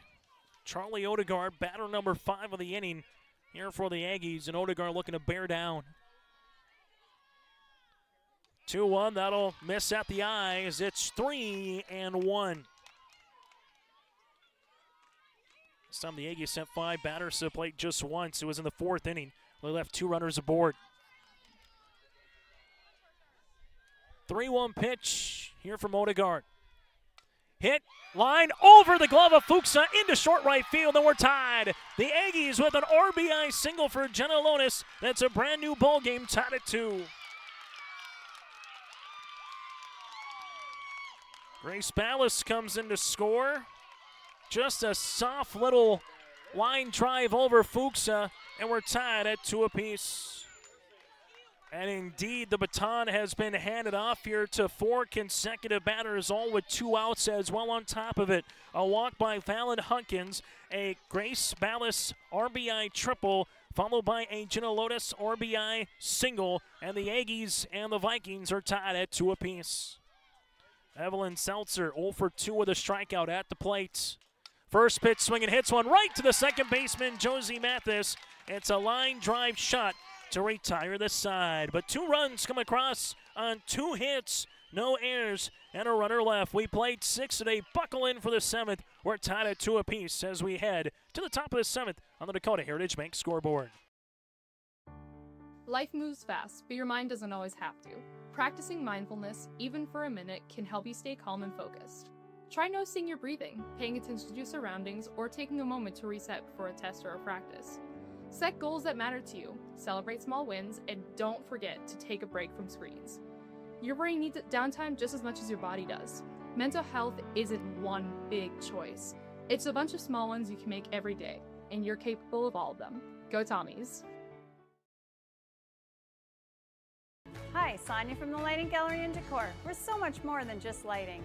Step into a space where your home starts to come together. From custom furniture and curated decor to a personalized design guidance, we help you create a space that feels warm, layered, and uniquely yours. Whether you're starting fresh or finishing the details, we're here to bring your vision to life. I invite you to stop in. I think you'll be wowed.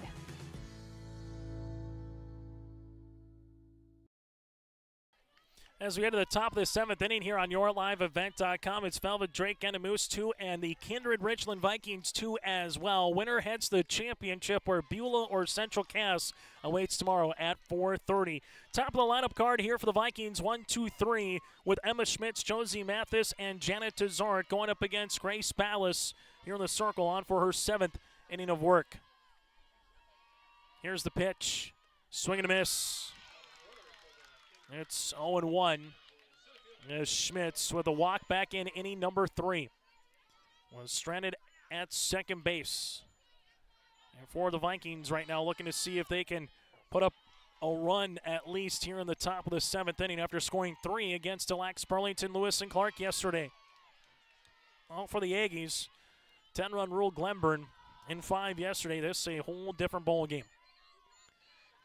But with Grace Ballas giving up a couple runs, kept the team in it to finally put something together in the lineup card, and they were able to do so. Here's the 1-1. Will be missed for a ball. It's 2-1. And the Aggie fans were looking for a strike. So we'll keep it at 2 balls and a strike as the rain continues to come down.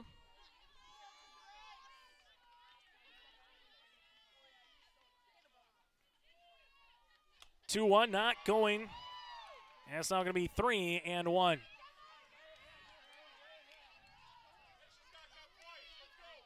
So 3 balls and 1 strike here to Emma Schmitz.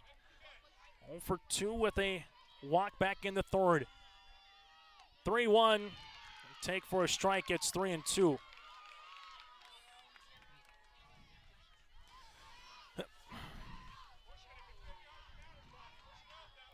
And Schmitz will dig back in against Ballas. The 3-2 pitch. Strike 3 looking, and Emma Schmitz is retired. It'll be her 10th strikeout.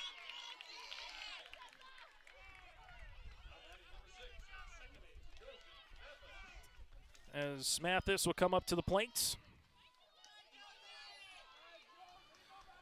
with a walk, a sacrifice bunt, and a triple here today.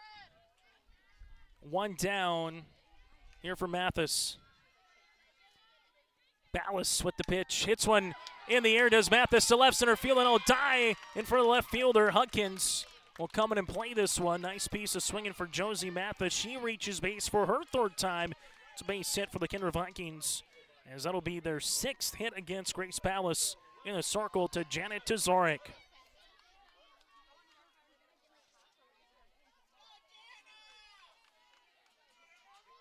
Ten strikeouts for Grace Ballas in the circle.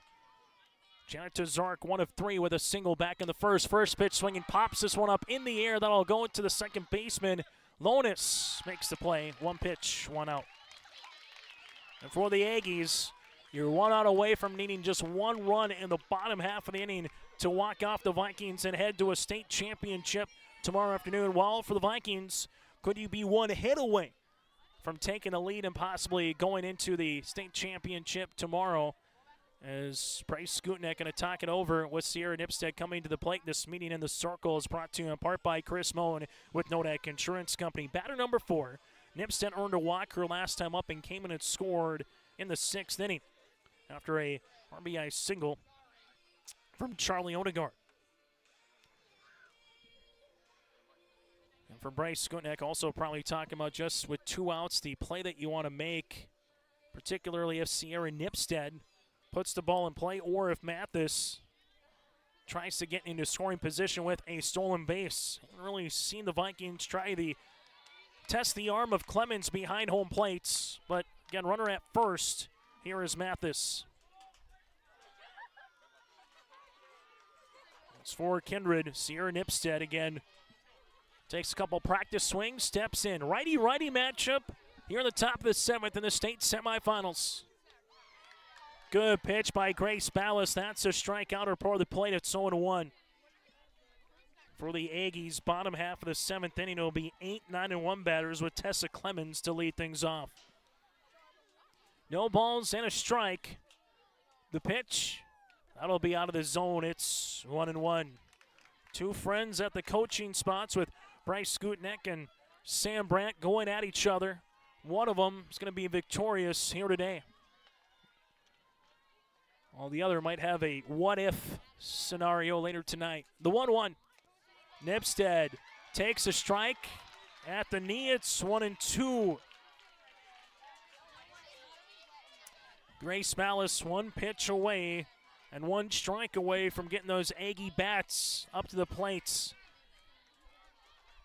Nipstead looking to put the ball in play. 1 ball, 2 strikes, 2 outs. Mathis at first. The 1-2 will 1-hop. Clemens will eat it, but it went in front of her, and immediately once it hit and 1-hopped Clemens, Mathis was scampering into scoring position. It's 2-2. So the Vikings now just need something on a CNI single to take the lead. There's Josie Mathis in scoring position. Nipstead. Here's a 2-2. Missing, though, again. Clemens does a good job as taking that one hopper into the glove as Mathis stays put. It's 3-2. Sierra Nipstead awfully good on the basketball court this season. Over 1,000 career points already as a sophomore. But here looking for a walk or a single. 3-2 pitch popped up in the air, foul, and we'll do it again. Pitch number 7 of the at-bat upcoming to Nipstead. 3 balls, 2 strikes. Mathis at second base with Grace Ballas looking to get 7 innings of complete work in with 1 more out. 3-2, strike 3, looking at Nipstead is retired. And the Vikings have left 8 runners in scoring position. No runs, a hit, no errors, and a runner left. We played 6.5 today on the Dakota Heritage Bank scoreboard. We're tied at 2 apiece as we head to the bottom of the 7th inning. Imagine your life in Hillsborough, a place where neighbors know your name and opportunities are real. Here, you'll find affordable home lots and grants to help you build your future. In Hillsborough, safety, affordability, and community aren't just promises, they're our way of life. With a 24-hour fitness center, a strong school system, a trusted hospital, and a thriving business district, Hillsborough has everything you need to live well. Here, your family is our family, and your future shines bright. Discover Hillsborough, where small-town living means big opportunities.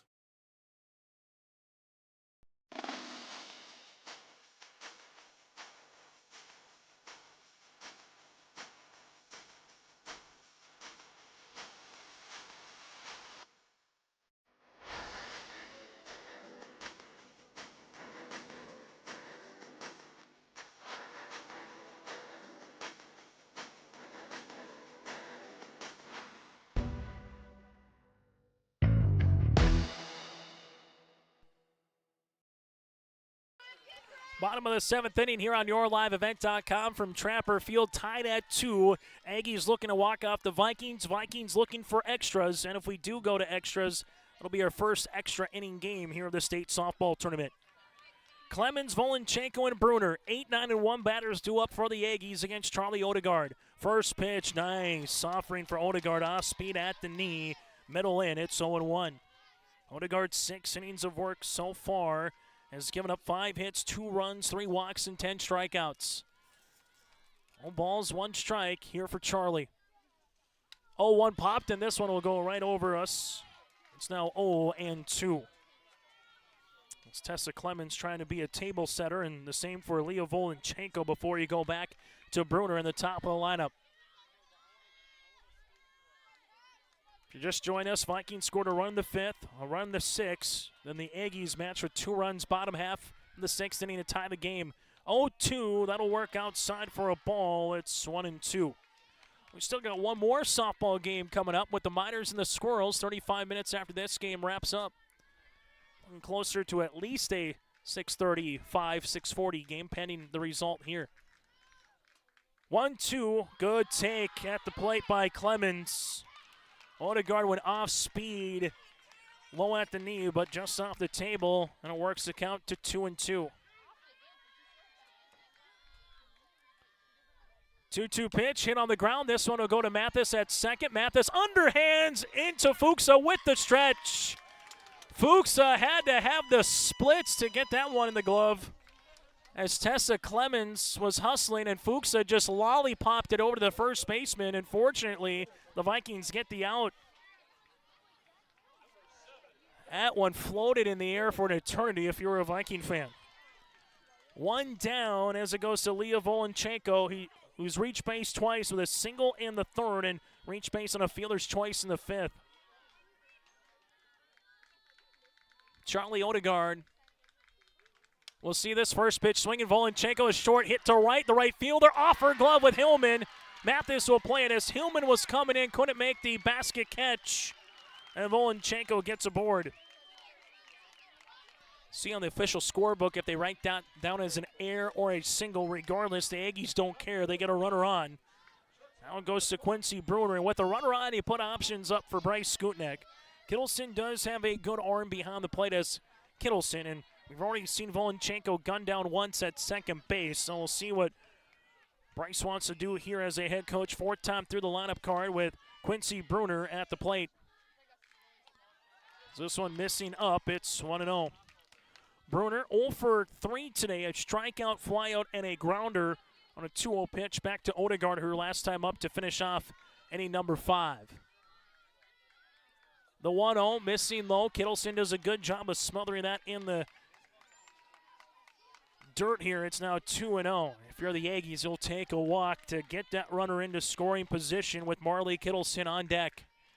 Charlie Odegaard, 2 balls and no strikes. The pitch off speed. That'll work out of the zone now. 3-0. Aggies need a run. Vikings need an out. State semifinals here in the Buffalo City. The 3-0 pitch. Odegaard splits the plate. Quincy Bruner takes all the way. It's 3-1.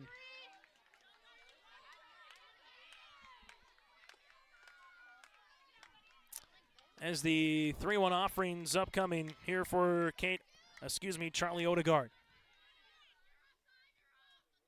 3-1 slash right to the first baseman. A chance for 2, not in time. Oh, Fuchs made a really good play on the line, and then it was a race to first base. And Volonchenko slides back. That was one where you're Brianna, you instantly react. Line drive by Bruner, 2 down. If Fuchs maybe tries to apply the tag, you might have got the double play, but it was a dead heat to first, and sliding back in was Volonchenko. 2 down regardless as it goes to Kittleson.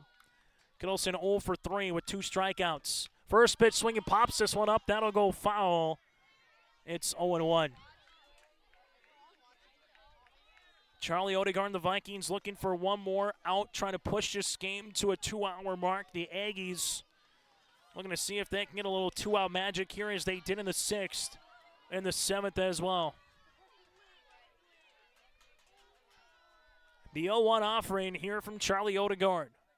Swing and a miss. Good rip at that one. Fire Kittleson low and away. It's now 0-2. No balls, 2 strikes with 2 outs with a runner at first. As Volonchenko stands at first base. Emma Ballas due up next if Kittleson can find a way to get a base hit or earn a walk. Odegaard looking for her 11th strikeout. The 0-2. Chopped. Fair ball. Nope. Foul. Just foul after they would have had the out. Kittleson was able to play it, but it just was spinning up the first base side, and it spun foul when she grabbed her hand on that softball. It's 0-2. And for Marley Kittleson, she stays alive in the at-bat. No balls and 2 strikes here to Marley Kittleson. Here's the 0-2. Hit in the air. That'll go to the right fielder, Hillman. Hillman into the right side. Makes the catch in fair territory as that was drifting down the right field line for the out. There were no runs, no hits. 1 error and 1 runner left. We played 7 today for the first time in the state tournament. We're going the extra innings. We're tied at 2 as we head to the 8th.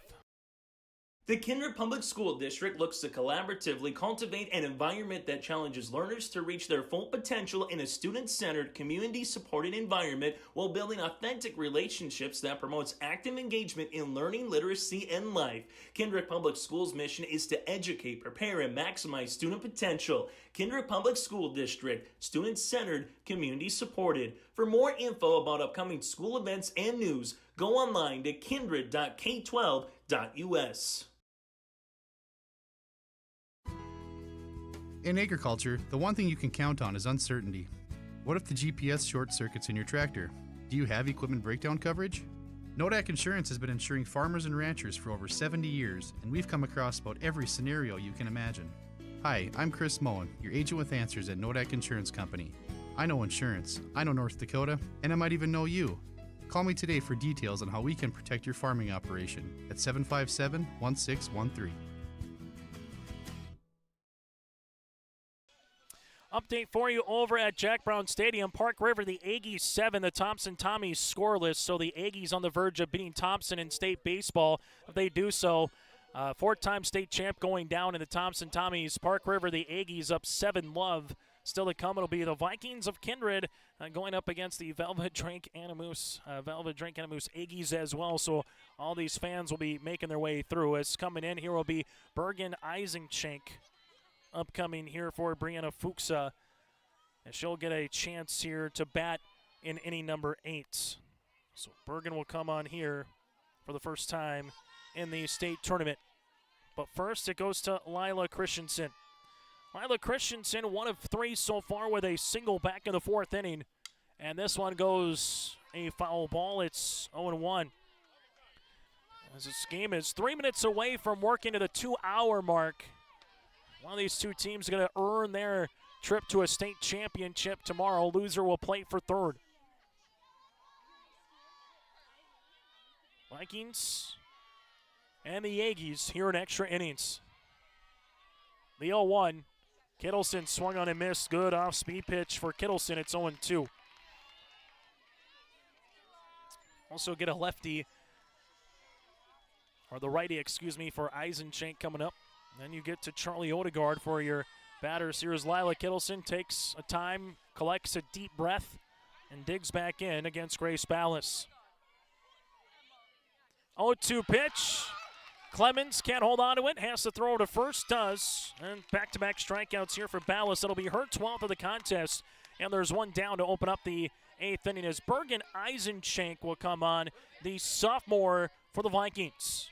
And she'll be hitting for Brianna Fuchsa. And goes to Charlie Odegaard. So Eisenschenk coming in and trying to wreck this performance for Ballas in terms of getting on base. And she will take a ball outside. It's 1-0. After Brianna Fuchsa was hit by a pitcher last time up, came back and played in the infield for the Vikings. 1 ball, no strikes, as Eisenschenk will dig in with now a hitter's count against Grace Ballas. 1-0, swung on and missed. It's 1-1. Aggies coming up again in the bottom of the 8th inning, regardless of what happens in the top half. With their heart of the lineup, 3, 4, and 5 batters, with Emma Ballas due up again, bottom of the 8th. 1 ball and 1 strike here for Bergen Eisenschenk against Grace Ballas. 1-1, swing and a miss. It's now 1-2.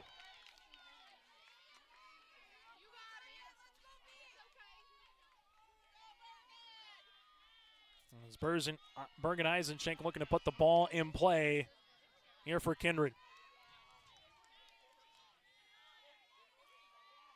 As the fans for Central Cass and Beulah await the conclusion of this game. The 1-2 hit high down the left field line, but that'll be hooking foul, and right out of room is Hudkins. Hudkins gave it a good chase at that one in foul territory. It's 195 down the left field line, as they have the foul poles that are white. Good, probably about 30 feet off the ground, where it goes from the bottom to the top, and Eisenschenk was trying to give it a ride right down 195.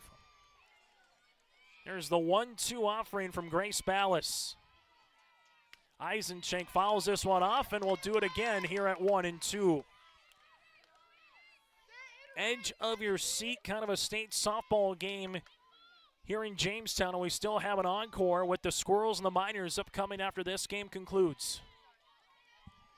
1 ball, 2 strikes as Ballas fires, and Eisenschenk swing and a miss. Ballas with her 13th strikeout, a baker's dozen in the circle, and she's got 3 straight as well. She struck out 5 in a row, make that 6 in a row between the first and the 3rd inning, where she finished with 2 strikeouts in the first, struck out the second, and earned a strikeout to open up the inning number 3. Now to Charlie Odegaard, an RBI single her last time up. Odegaard first pitch swinging, hits this one foul. It's 0-1.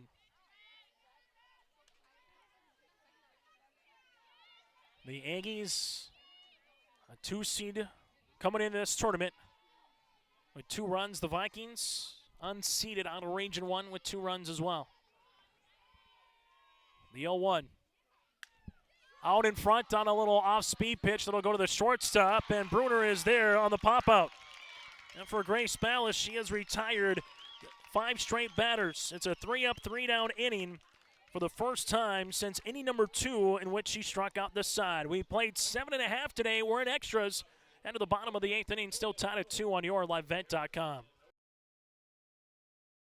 The World of Outlaws late models are coming to Norman County Raceway on June 30th, 2026. Infield seating, your chance to meet your favorite National Touring Series drivers, and much, much more. Tickets are available now at ncraceway.com. Order yours today, and we'll see you June 30th, 2026.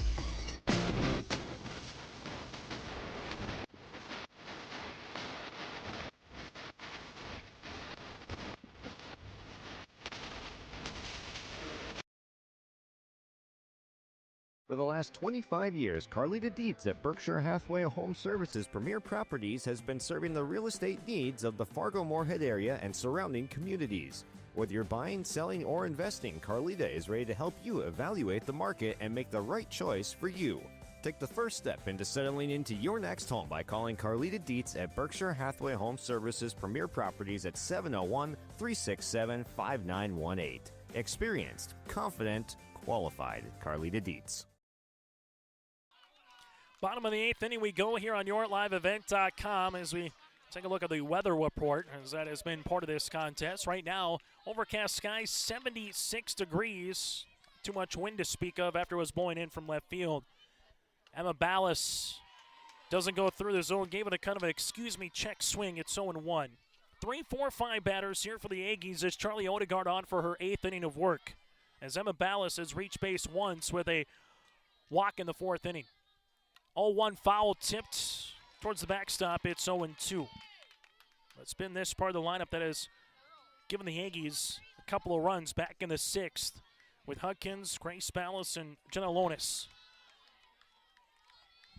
Charlie Odegaard gets ahead. No balls and 2 strikes here on Emma Ballas. The 0-2. That'll miss outside for a ball, 1-2, and very similar to what we've seen throughout the course of this game. When Charlie does get ahead of batters, has a waste pitch or 2 just off the zone, and the Aggies haven't gone fishing so far today. 1-2, that'll miss up. A little rise ball, now 2 balls and 2 strikes. Aggies need a run to walk this one off. Vikings need 3 outs to play to the 9th. Someone's playing tomorrow. A state championship 22 hours from now. There's going to be hit on the ground right through the wickets of Odegaard. Here comes Tazarek in time. Oh, what a play by Tazarek over at shortstop. It went through the 5-hole of Charlie Odegaard, and Fuchsa with a nice stretch. 6-3 on the putout. As Fuchsa had to make the splits yet again, and Tazarek has a rifle at shortstop. It went through Odegaard, and you thought it might have a chance, and Emma Ballas is retired over at first.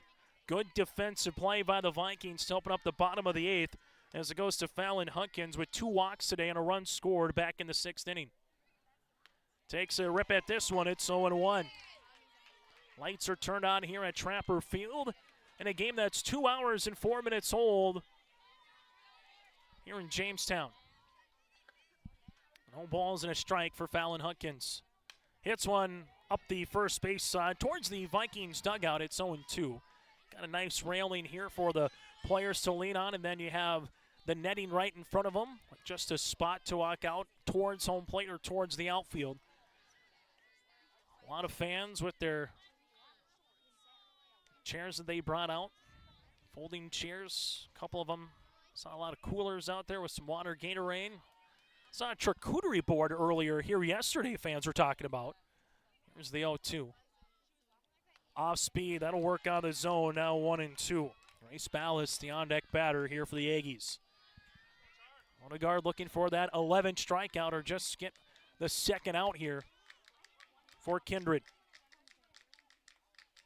The 1-2 hit up the first base side, foul, and we'll do it all over again at 1 ball and 2 strikes.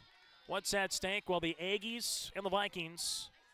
Vikings trying to make it back to a state championship game for the first time since 2024 on this very field just 2 short years ago. Here's the 1-2. Off speed, hit in the air, straightaway center down for a base hit. Nice piece of hitting, take it where you came from. Fallon Huckins with a base knock, and the Aggies get a runner aboard here in the bottom of the 8th with Grace Ballas at the plate with a triple to right her last time up, which plated Fallon Huckins.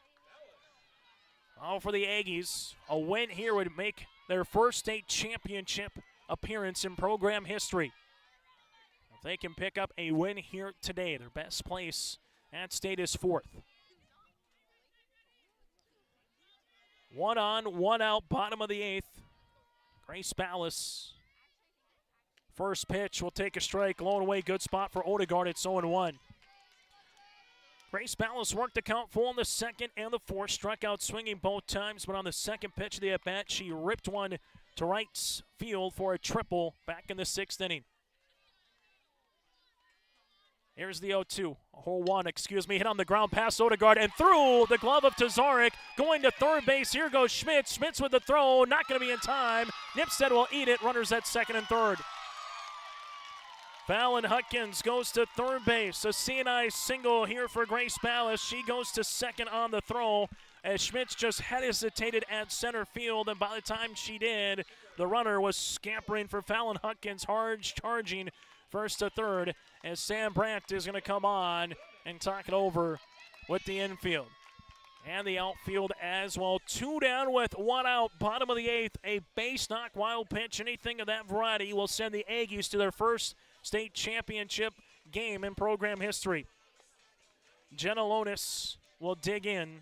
And the question for Sam Brandt, do you want to pitch to Jenna or Walker?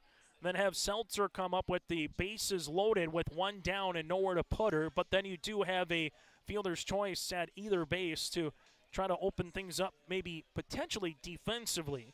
Jenna Lonis has put the ball in play twice today, 2 of 3, with a triple, a single with a run scored to tie the game her last time up, which plated Grace Ballas back in the 6th inning, and a pop out to the shortstop. Vikings need 2 outs before the Aggies score 1 run. As Odegaard will come in the circle. Infield will play in. And outfield will have to play a little shallow here across left, center, and right. 1 down. Bottom of the 8th inning, the 2-seed Aggies and the unseeded Vikings in a whale of a state semifinal.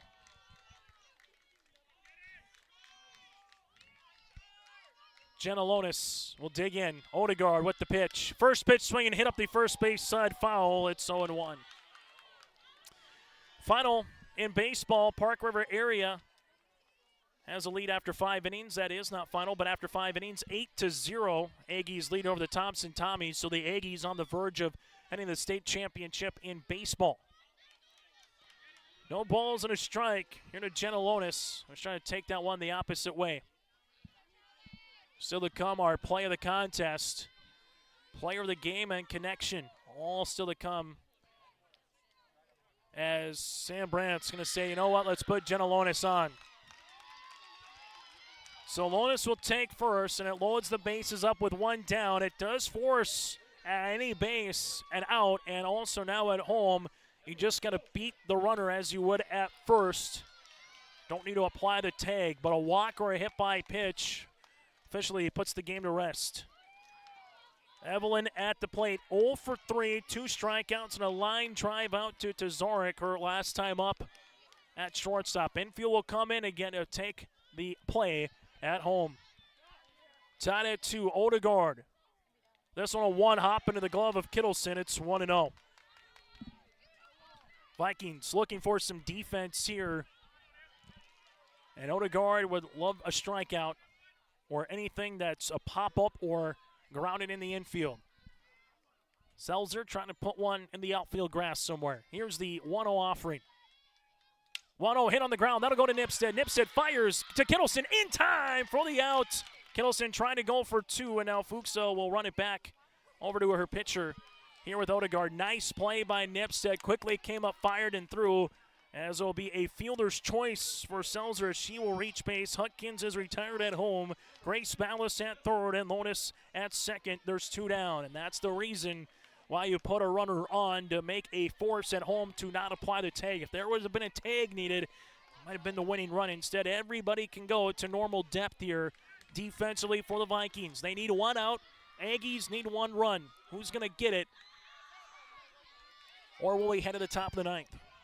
Tessa Clemens hoping to finish it off here. Clemens takes the ball outside. It's 1-0. Tessa 1 for 3 today with a single back in the 5th. A strikeout and a ground out here for the junior catcher. As Charlie Odegaard takes a look at the wristband. Comes back in the circle. Has the 1-0. That'll be called a strike. It's 1-1. One of those games that you are going to say afterwards, you just hate to see someone lose a game like this, but that's sports. You get a winner and a loser. Here's the 1-1 from Odegaard. Popped in the air. This one will go to Nipstead, and that'll do it, and we're going to the 9th. The Vikings escape with bases loaded for the Aggies in the bottom of the 8th inning. Tessa Clemens was jammed, done a little pop-up to Nipstead to retire the side. No runs on 2 hits, no errors, and bases left full. We played 8 today as we continue this long-standing softball game to the top of the 9th. We're tied at 2. R&J Broadcasting Incorporated is accepting applications for a broadcast sales representative. Applicant should be self-motivated, organized, have ability to communicate clearly, and the desire to help our customer partners grow their business with customer service for their advertising and marketing needs. All experience levels are encouraged to apply. To apply, email your resume to apply@rjbroadcasting.com. R&J Broadcasting Incorporated is an equal opportunity employer. Growers, prepare your fields and yields against the wet conditions today and beyond with the Drain Tile project from Chad's Excavating out of Mayville. Drain tiling will improve and increase your yield and land values for years to come. Chad's Excavating provides free detailed estimates, and with over 40 years of combined success, they provide professional installation and service. Call Chad today to prepare for your future and any questions that you might have. That's Chad's Excavating out of Mayville, helping farmers grow. Top of the 9th inning here on YourLiveEvent.com. Chase Miller with you. Thank you so much for tuning into our broadcast. It's been a dandy here today in a game that started back at 4 o'clock. It's Kate Odegaard, Schliemann, and Emma Schmitz. The 8, 9, and 1 batters due up as Grace Ballas on for her 9th inning of work for the Aggies. These 2 teams have been even Steven here today in a really high-quality softball contest. So far for the Vikings and the Aggies, taking a look at the line score as we have it right now. 2 runs, 5 hits, a couple errors for Kindred, 2. Well, for the Aggies so far, 2 runs, 6 hits.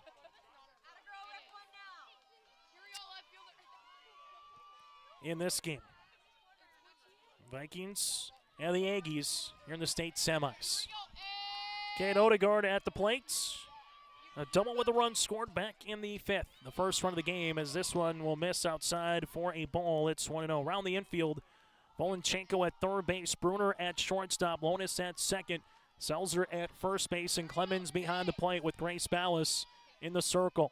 Get to the outfield after this particular pitch to Kate Odegaard. 1-0, Odegaard pops this one up, and that'll go right over us and towards the stands, and everybody scatters. It's 1-1. Hutkins in the left field with Kittleson in straightaway center, and Emma Ballas stands in right for head coach Bryce Skutnik. Sam Brandt, the head coach for the Vikings. 1 ball and 1 strike. As Grace Ballas, 13 strikeouts so far. The 1-1, that'll run out of the zone. It's 2-1, and Ballas, between the 7th and the 8th inning, struck out 4 of the 13 batters. So sometimes as the game wears on, you wonder if you still have a little bit left in the tank, and the answer is yes for both of these pitchers to this standpoint. 2 balls and a strike. As Odegaard takes a swing at it, it's now 2-2. Schliemann due up next.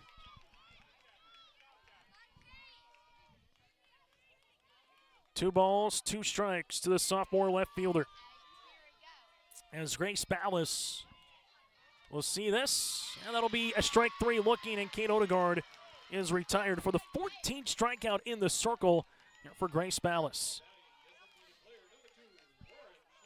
Goes to Lauren Schliemann here. Schliemann 0 for 3 so far today. Has yet to put one out of the infield. A strikeout and a couple of ground balls here for the freshman designated player. Then back to the top of the lineup with Emma Schmitz. As Grace Ballas has the pitch. There's a line drive over the second baseman's glove. It touched the top of the glove here of Lonis. A opposite field line drive single here for Schliemann. Lonis gave it her best go-go gadget arm to try to get up and get that one. Instead it'll be a single. The Vikings going to run her on for the first time since the 7th inning. Now goes to Emma Schmitz here, top of the 9th. One down in the state semifinals. Schmitz with a walk. 0 for 3 today. Struck out looking her last time up after working the count full in the 7th. Off-speed pitch. Runner will stay put. This will be called a strike. It's 0-1. So Schliemann stands at first base. Vikings looking to get a run. And 3 outs in the bottom of the 9th. Aggies looking to put up another 0 here in the top half and see if they can try to figure out the riddle that's named Charlie Odegaard after leaving the bases full in the 8th. 0-1 pitch, one hop to Clemens. Does a good job to keep that in front of her. Into the glove. It's 1 ball and a strike. Going back through some of the longer softball games a couple of years ago, Danica Rath and Whitney Mitchell, I believe it was a 14-inning softball game, played each other in a regular season contest with the Vikings and the Central Cass Squirrels in Kindred a couple of years back. Have to go back through the record books and see what is the longest one on record ever, either in Class A or Class B here at the state softball tournament. If this one continues to reach potentially double digits. 2-1 pitch. Schmitz a little bit behind on that one, trying to zip it the other way as Schliemann did. It's now 2-2. 2 balls, 2 strikes to the freshman center fielder with Emma Schmitz.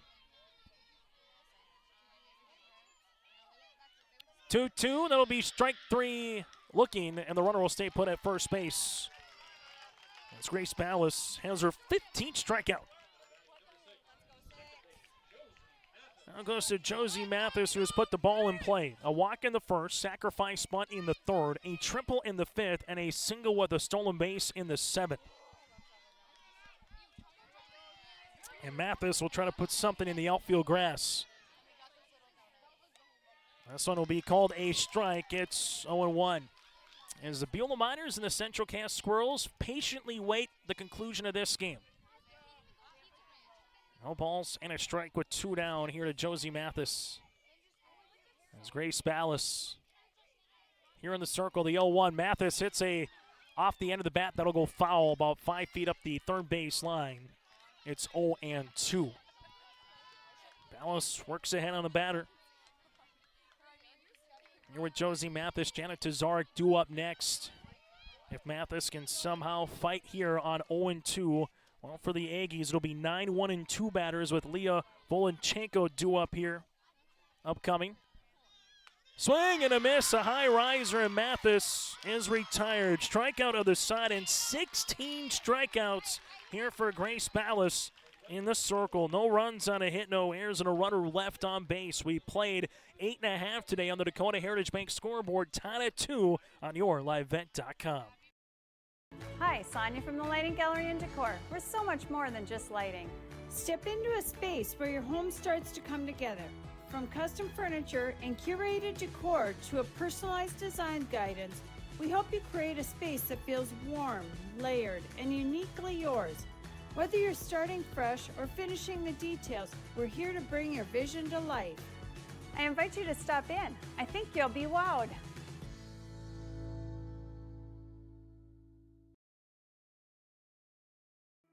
Goose River Bank is here for the communities we serve, building relationships that last a lifetime. Serving the strong Red River Valley and beyond, we are your neighbors, friends, and family, committed to providing everything from everyday personal banking to loans for your farm or business. Visit one of our locations in Mayville, Hillsborough, or Hatton, or reach out and we'll happily come to you, because it's the neighborly thing to do.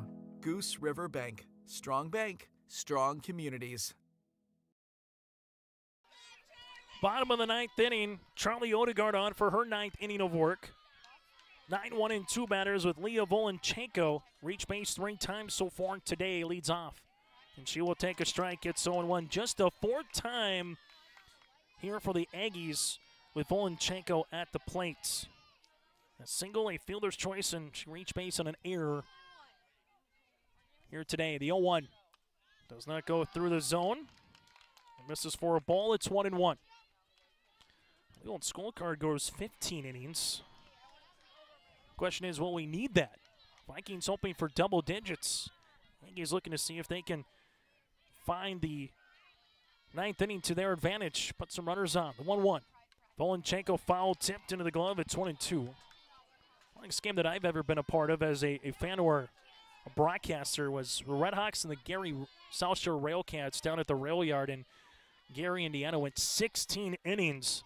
They got the final out, and within about 60 seconds, the sprinklers came on.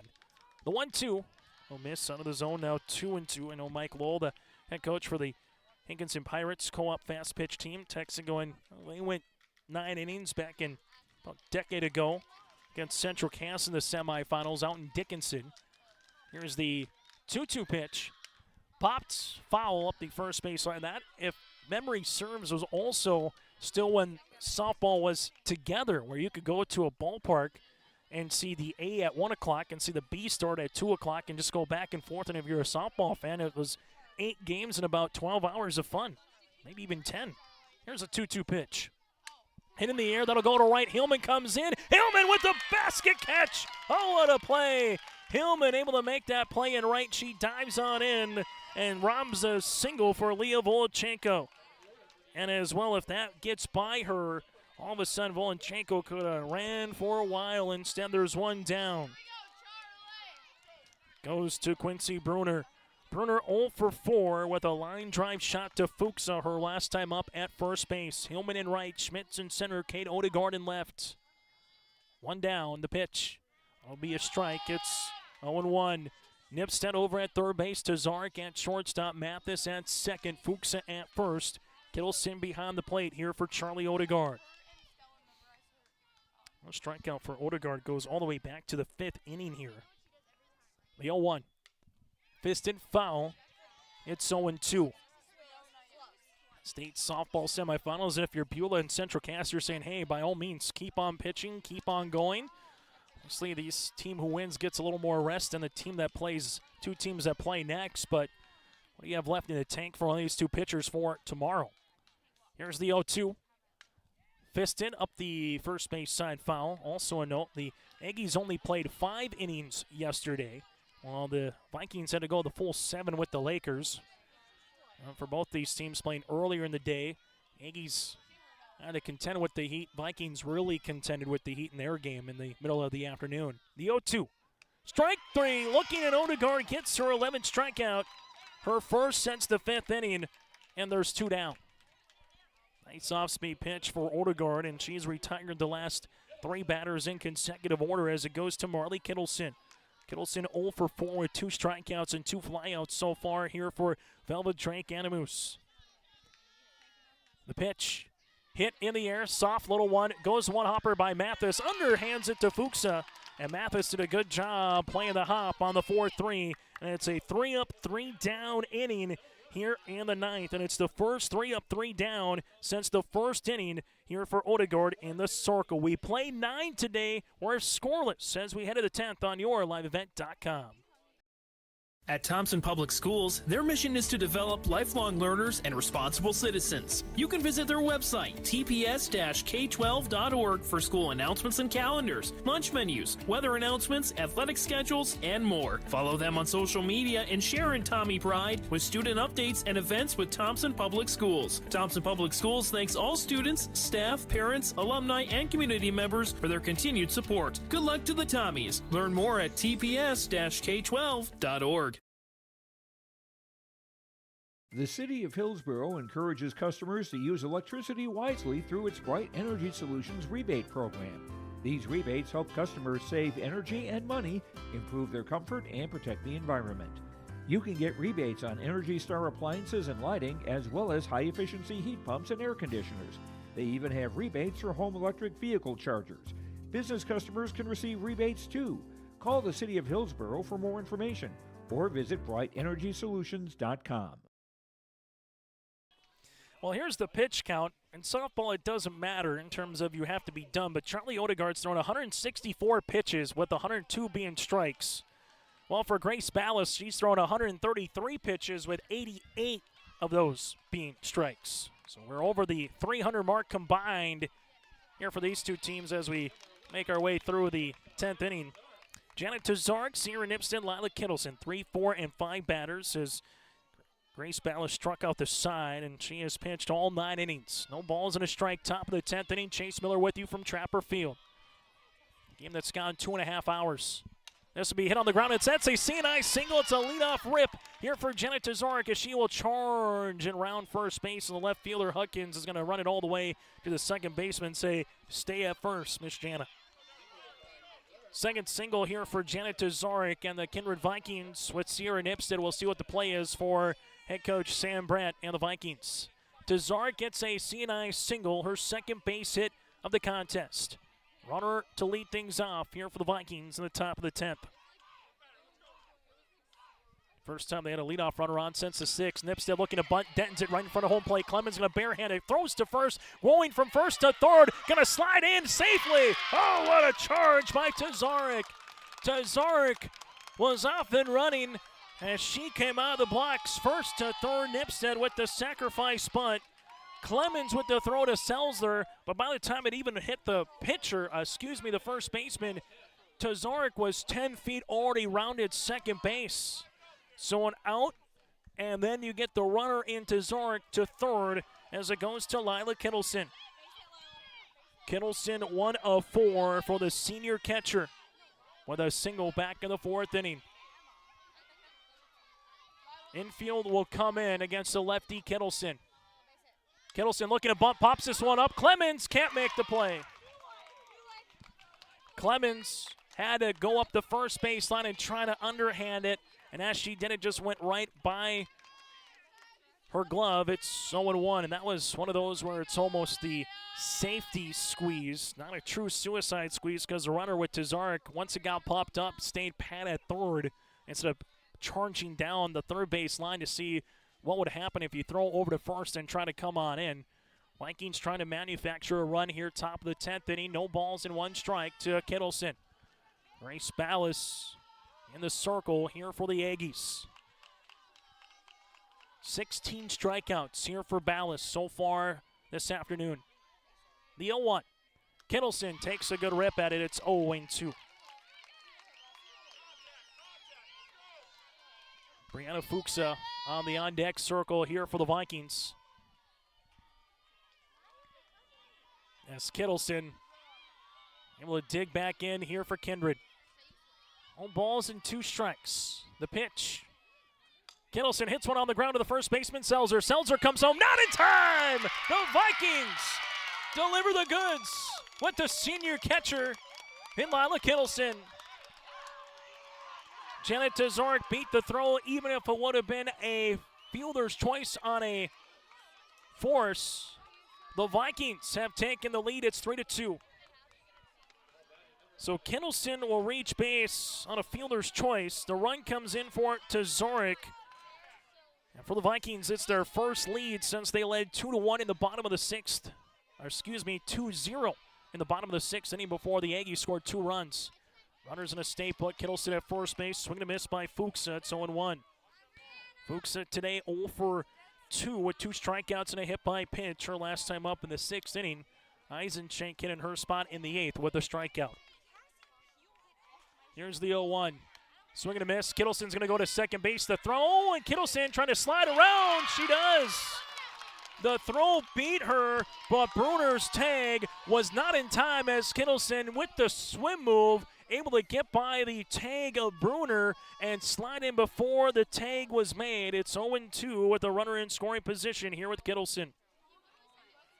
The throw had her dead to red.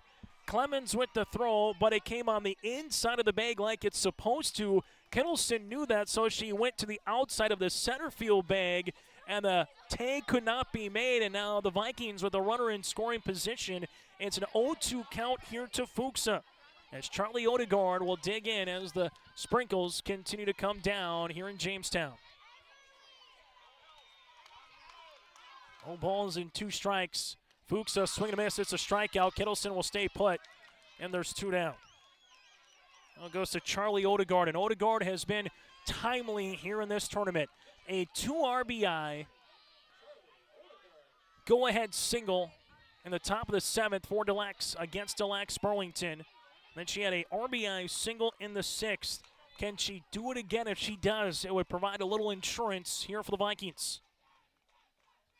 This one misses on the zone as Clemens quickly gets it back to Grace Ballas. It's 1-0. Aggies in the 10th. The 3, 4, and 5 batters with Emma Ballas due up to lead things off. Kittleson at second base. 1 ball, no strikes to Charlie Odegaard. The 1-0. Odegaard will take a strike at the knee. It's 1-1. Kate Odegaard, the younger sister of Charlie, the on-deck batter. 2 down here from Trapper Field on top of the 10th inning where the Vikings have taken a lead. The Aggies at least need 1, bottom half of the 10th. Here's the 1-1. Off speed, hit on the ground to the second baseman. Lonis will field it over to Selzer, 4-3 on the putout. There was a run on a hit. No errors with a runner left on base. We played 9.5 today on the Dakota Heritage Bank scoreboard. New score, 3-2 Vikings on yourliveevent.com. If you can dream it up, we can make it a reality. Hello, this is Jonathan Olson with Greenworks Landscaping and Fencing. We can offer you a complete package when it comes to an external look to your property. Paver patios, outdoor kitchens, retaining walls, or fencing. We offer you all that and more. Our fences are built to last, so you have low maintenance beauty that not only improves the look, but also the value of your home. To show us your ideas or let us help you design your perfect outdoor sanctuary, check us out on the web at gworkslf.com. Stay up to date all year long with your live event from our social platforms with X, Facebook, and YouTube. From the latest coaches show to watch game broadcasts back on demand from earlier in the season. Search your live event on YouTube and hit subscribe. Outside the 3-point arc. Pick and pop here with Spaeth into the left side corner. 3, good. For the complete and most up-to-date schedule throughout the year, head to our website at yourliveevent.com. Halstead Telephone Company delivers fast broadband internet, telephone, and cable TV to residents in this region, including Halstead, Shelley, Neelsville, Climax, Fisher, Bigland, Gentilly in Minnesota, and Hillsborough, Caledonia, Gardner, and Argosville, North Dakota. Serving the area residents since 1904, Halstead Telephone continues to create a bright future for this region using 100% fiber optic technology. Service plans offer flexibility and choices, and there's local support personnel ready to help. Contact Halstead Telephone Company today.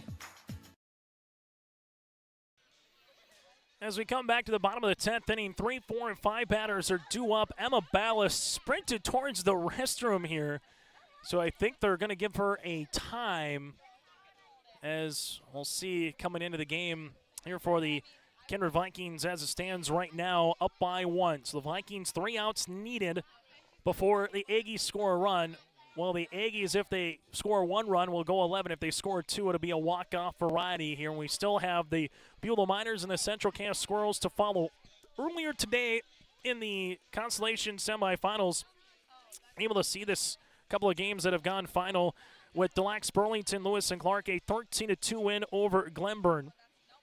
And then Thompson with a 7-6 win over Pembina County North in the semifinals. Update for you from Jack Brown Field. Stadium. Park River defeats Thompson 9-1. So the Aggies are heading to the state championship, and Thompson's run is done as they won 4 straight and been at state 8 of 9 seasons. But the Aggies with a win 9-1. 3-2 here in Jamestown.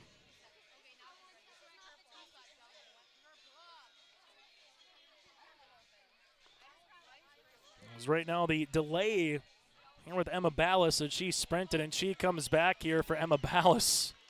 And actually, it might not be more so from the restroom perspective. It could be more of a lineup change with the pants as Emma Ballas will come on and have a chance to hit, and also just gives the Charlie Odegaard a little bit more of a delay, but a chance to regain some composure here as well for the Vikings. And if you're a Central Cass or a Beulah fan, you're going to be closer to 7:15 and maybe even 7:30 by the time we wrap this game up before you get to your first pitch. It's 35 minutes roughly. Both teams will take their IO. You'll get the field worked and everything else and chalked up. But first, who's going to make it to the to the championship tomorrow? 3, 4, and 5 batters here with Emma Ballas will come up to the plates. Charlie Odegaard in the circle. The pitch hit in the air, a high towering fly ball to right. Hillman giving chase to the warning track, and Hillman makes the grab in right center field. Emma Ballas gave it a good swing. It'll go down as an out on one pitch, and there's one down in the bottom of the 10th inning.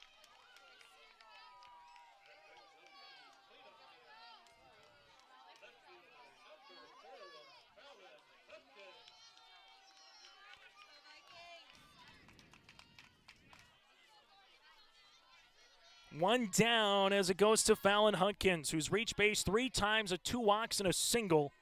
Her last at bat in the 8th. Fallon, first pitch swinging up the first baseline, foul. It's 0-1. As Odegaard has retired the last 5 batters that she's gone up against. Aggies down to 2 outs here in this game, and can't go and talk about the play again of Hillman, the sophomore in right center field, able to get in front of Schmitz and make the play. So there's 1 down with 1 strike as a new softball gets awarded here to Charlie Odegaard as the sun is starting to peek through the overcast skies here in Jamestown. Who's going to get the sunshine rays and head to the state championship tomorrow afternoon? The 0-1 pitch hit on the ground. That'll go to Mathis. 3-hopper. Mathis bobbles it and will have a error on the play. Fallon Hunkins will reach base, and because we played so much softball just with the cleats, you're starting to see a lot of little divots in the infield where those runners have gone and also where the infield has stood.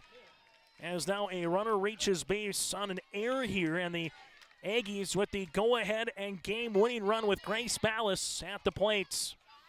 The last hop took a bigger hop than Mathis was thinking, and also maybe spun a little bit towards center than towards right.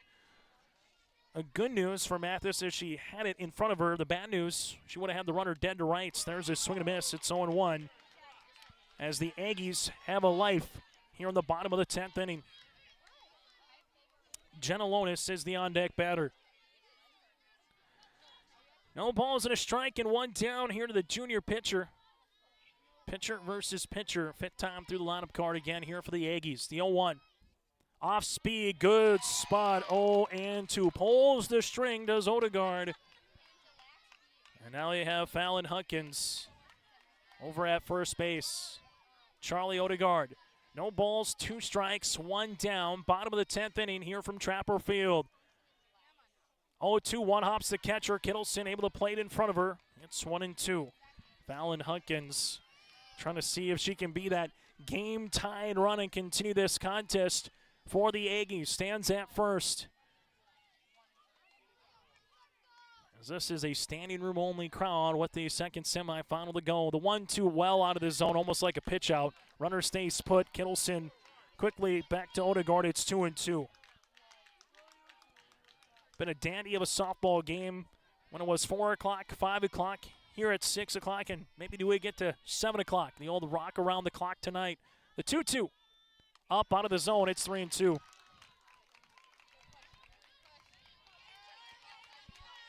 There's now Grace Ballas. A single in the 8th, a triple in the 6th. 2 strikeouts, a run scored, and a run driven in works the count full for her 3rd at bat against Odegaard. 3-2. That'll miss inside, and it will be a walk.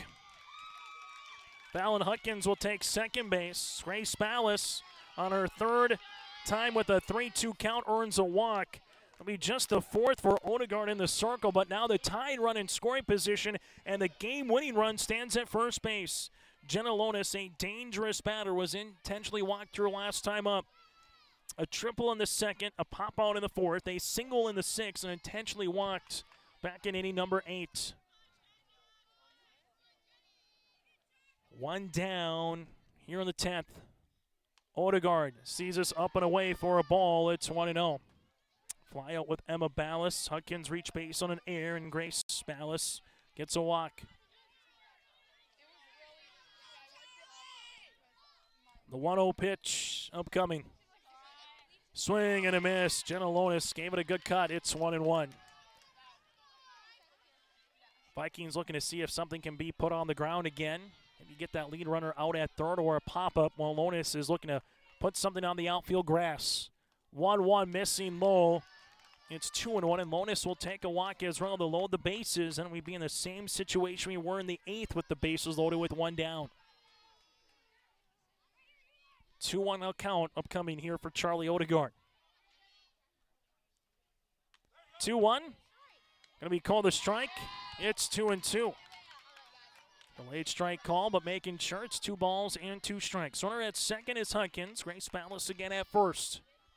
Aggies. I'm going to see if they can tie or possibly take the lead on a game-winning hit and head to a state championship for the first time in program history. 2-2, hit right back up the middle, through for a base hit. This is going to center. Schmitz is going to make the play quickly into third. Runner's going to come in. The relay tag is safe. The throw to third, not in time, in time, but the run does come in. Schmitz to Tazarek, to Tarzarek, to Kittleson, nearly had the run at home plate. Hutkins comes in to score. Ballas is going to be retired at third base, and Jenna Lonis with the single will stand at first, and there's 2 down. Tied at 3 apiece here in the bottom of the 10th inning.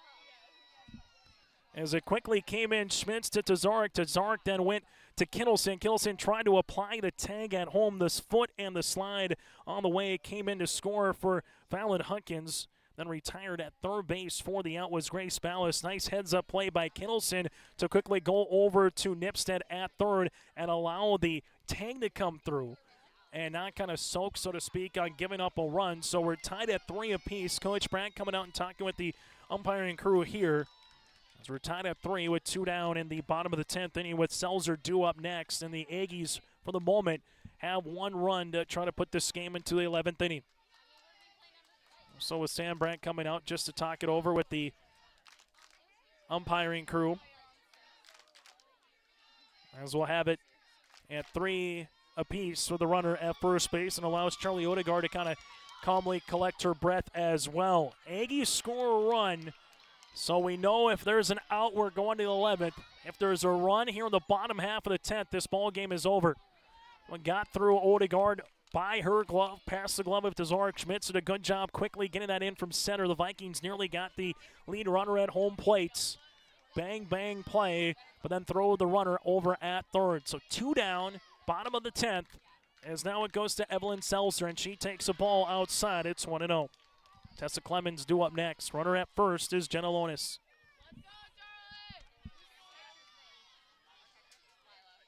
Three apiece, and in a game that's gone this long, runs have been a premium. The 1-0.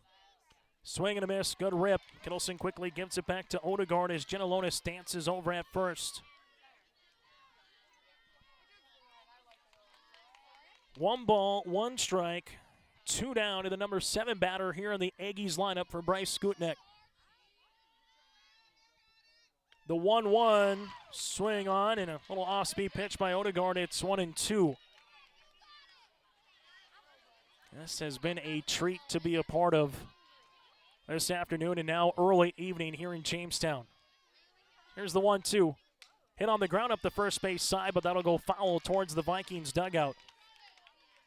And we'll keep it at 1 ball and 2 strikes. Odegaard looking for her 12th strikeout. Well, for Seltzer, trying to see if they can get a base hit here and back-to-back at-bats, and that air does come back and haunt the Vikings. Coming in to score was Hutkins. Here's the 1-2. Swing and a miss. Odegaard gets the strikeout, and the game that will never end as we'll head to the 11th inning. There was one run across on one hit, an error, and a runner left on base. We played 10 today here on the Dakota Heritage Bank scoreboard as we head to the 11th inning, tied at 3 on yourliveevent.com.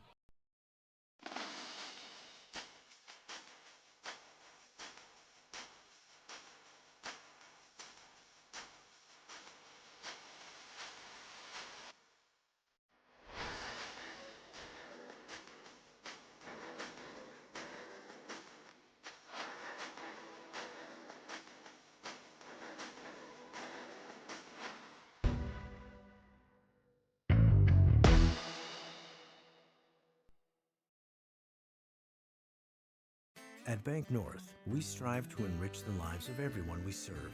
One transaction, one relationship, and one community at a time. We do it by supporting kids and schools, pitching in to help neighbors in need, partnering with rural businesses, and providing all the traditional and modern banking products and personalized lending services you expect from a reliable financial partner. Bank North, always true.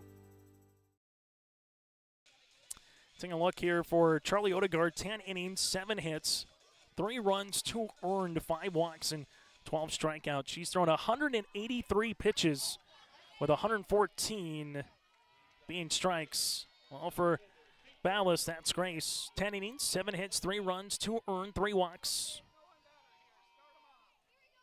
She has rallied him up today with the strikeouts up to 16, 145 pitches thrown with 99 being strikes. As Ballas comes on here against Kate Odegaard, this one will miss for a ball. It's 1-0.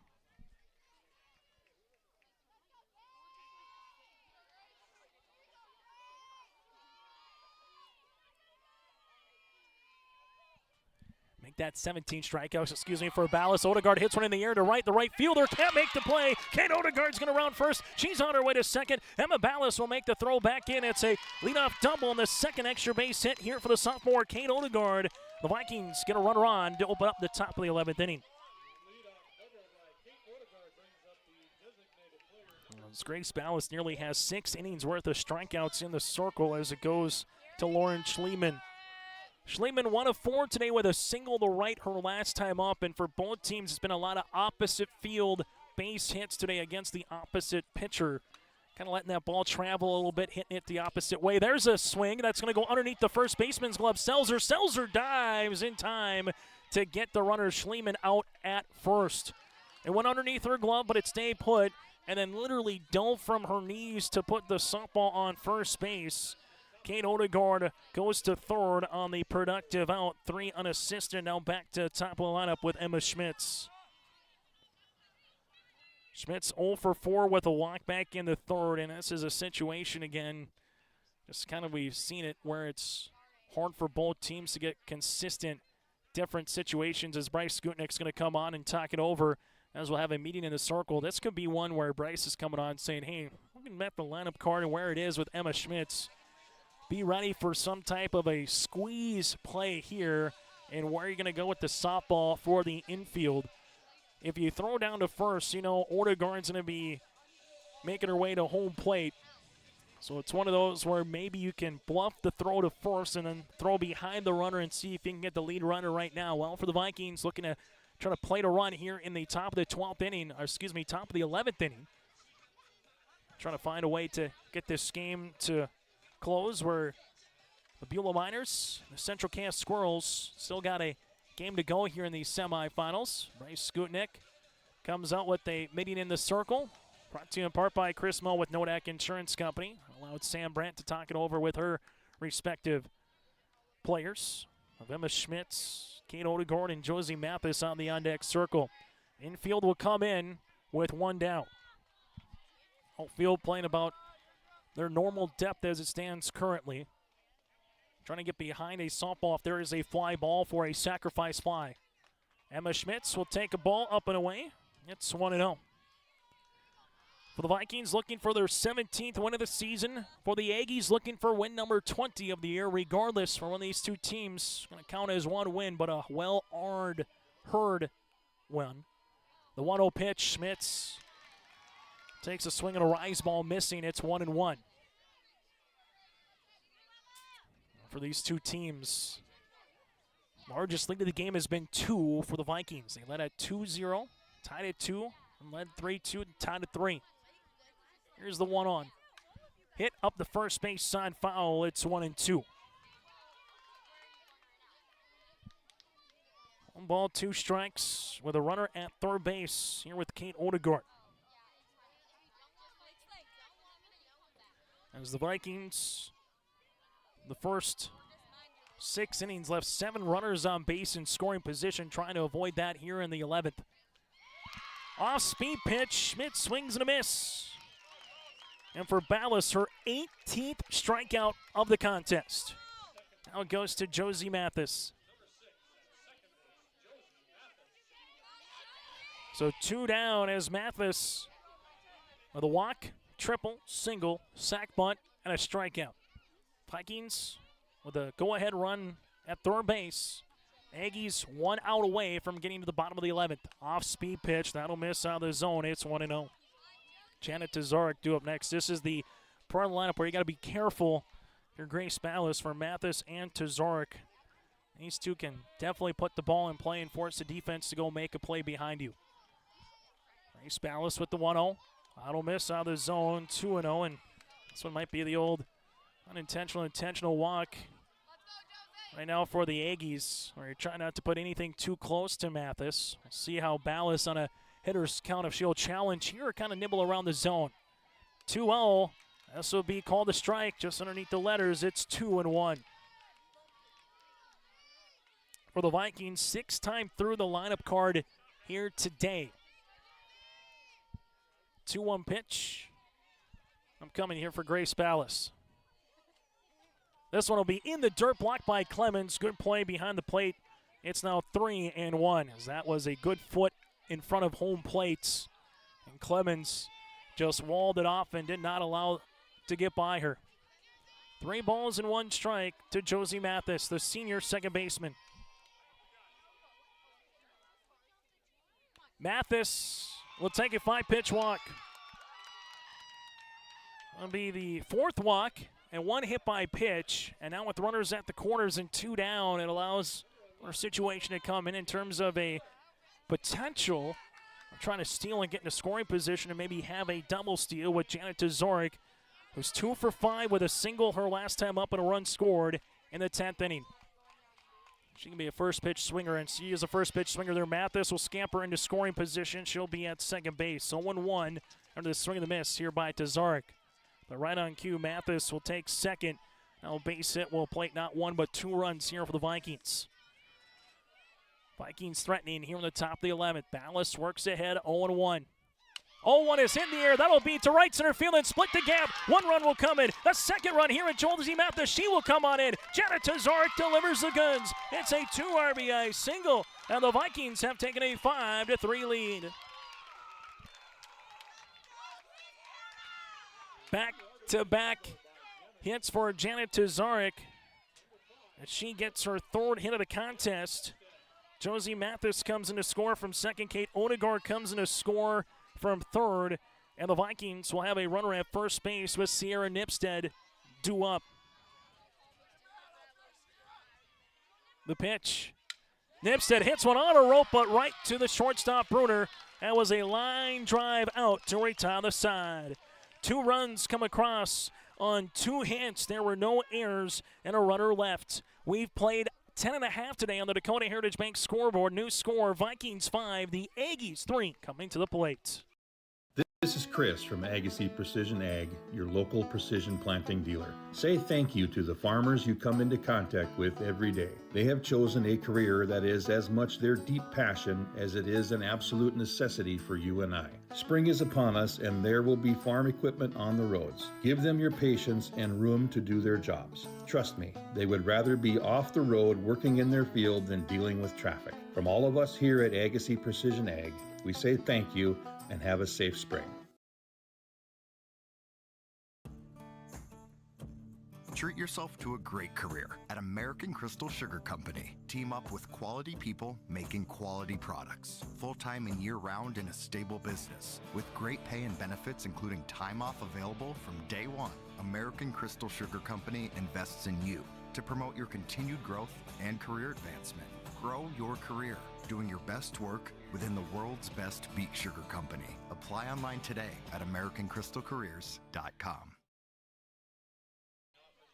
2 runs come across on 2 hits, no errors, and a runner left on base. And the Vikings scored 2 runs for the first time in an inning here against Grace Ballas. Now it's to Charlie Odegaard for her 11th inning of work. Aggies now need 2 runs to tie, 3 to win before they get 3 outs. First pitch swinging, swung on and missed here to Tessa Clements. 8, 9, and 1. So again, table setters here, bottom of the lineup. If Clemens or Volenchenko can get aboard before he go back to Bruner. No balls and a strike here for Odegaard. This matches the largest lead of the game for the Vikings at 2. As this would be called a strikeout or half at 0-2. Vikings took the first run of the game in the 5th, added a run in the 6th, led 2-love until the Aggies put 2 runs across in the bottom of the 6th inning. Vikings scored a run in the 1st, or excuse me, a run in the 10th. Same for the Aggies. As this will be a strike 3 outside, painting the plate is Charlie Odegaard for her 13th strikeout of the contest. And there's 1 down. 2 runs here for the Vikings, and these 2 teams have kind of been mirroring each other here. The Aggies out number 1. Leah Volenchenko will come up to the plate, and she hit one to right center where Hillman took an extra base hit away. First pitch swinging, hits it right back to Hillman. Hillman takes a couple of steps, and she can't make the play. Volenchenko around first, on her way to second, and reaching base on an air will be Leah Volenchenko.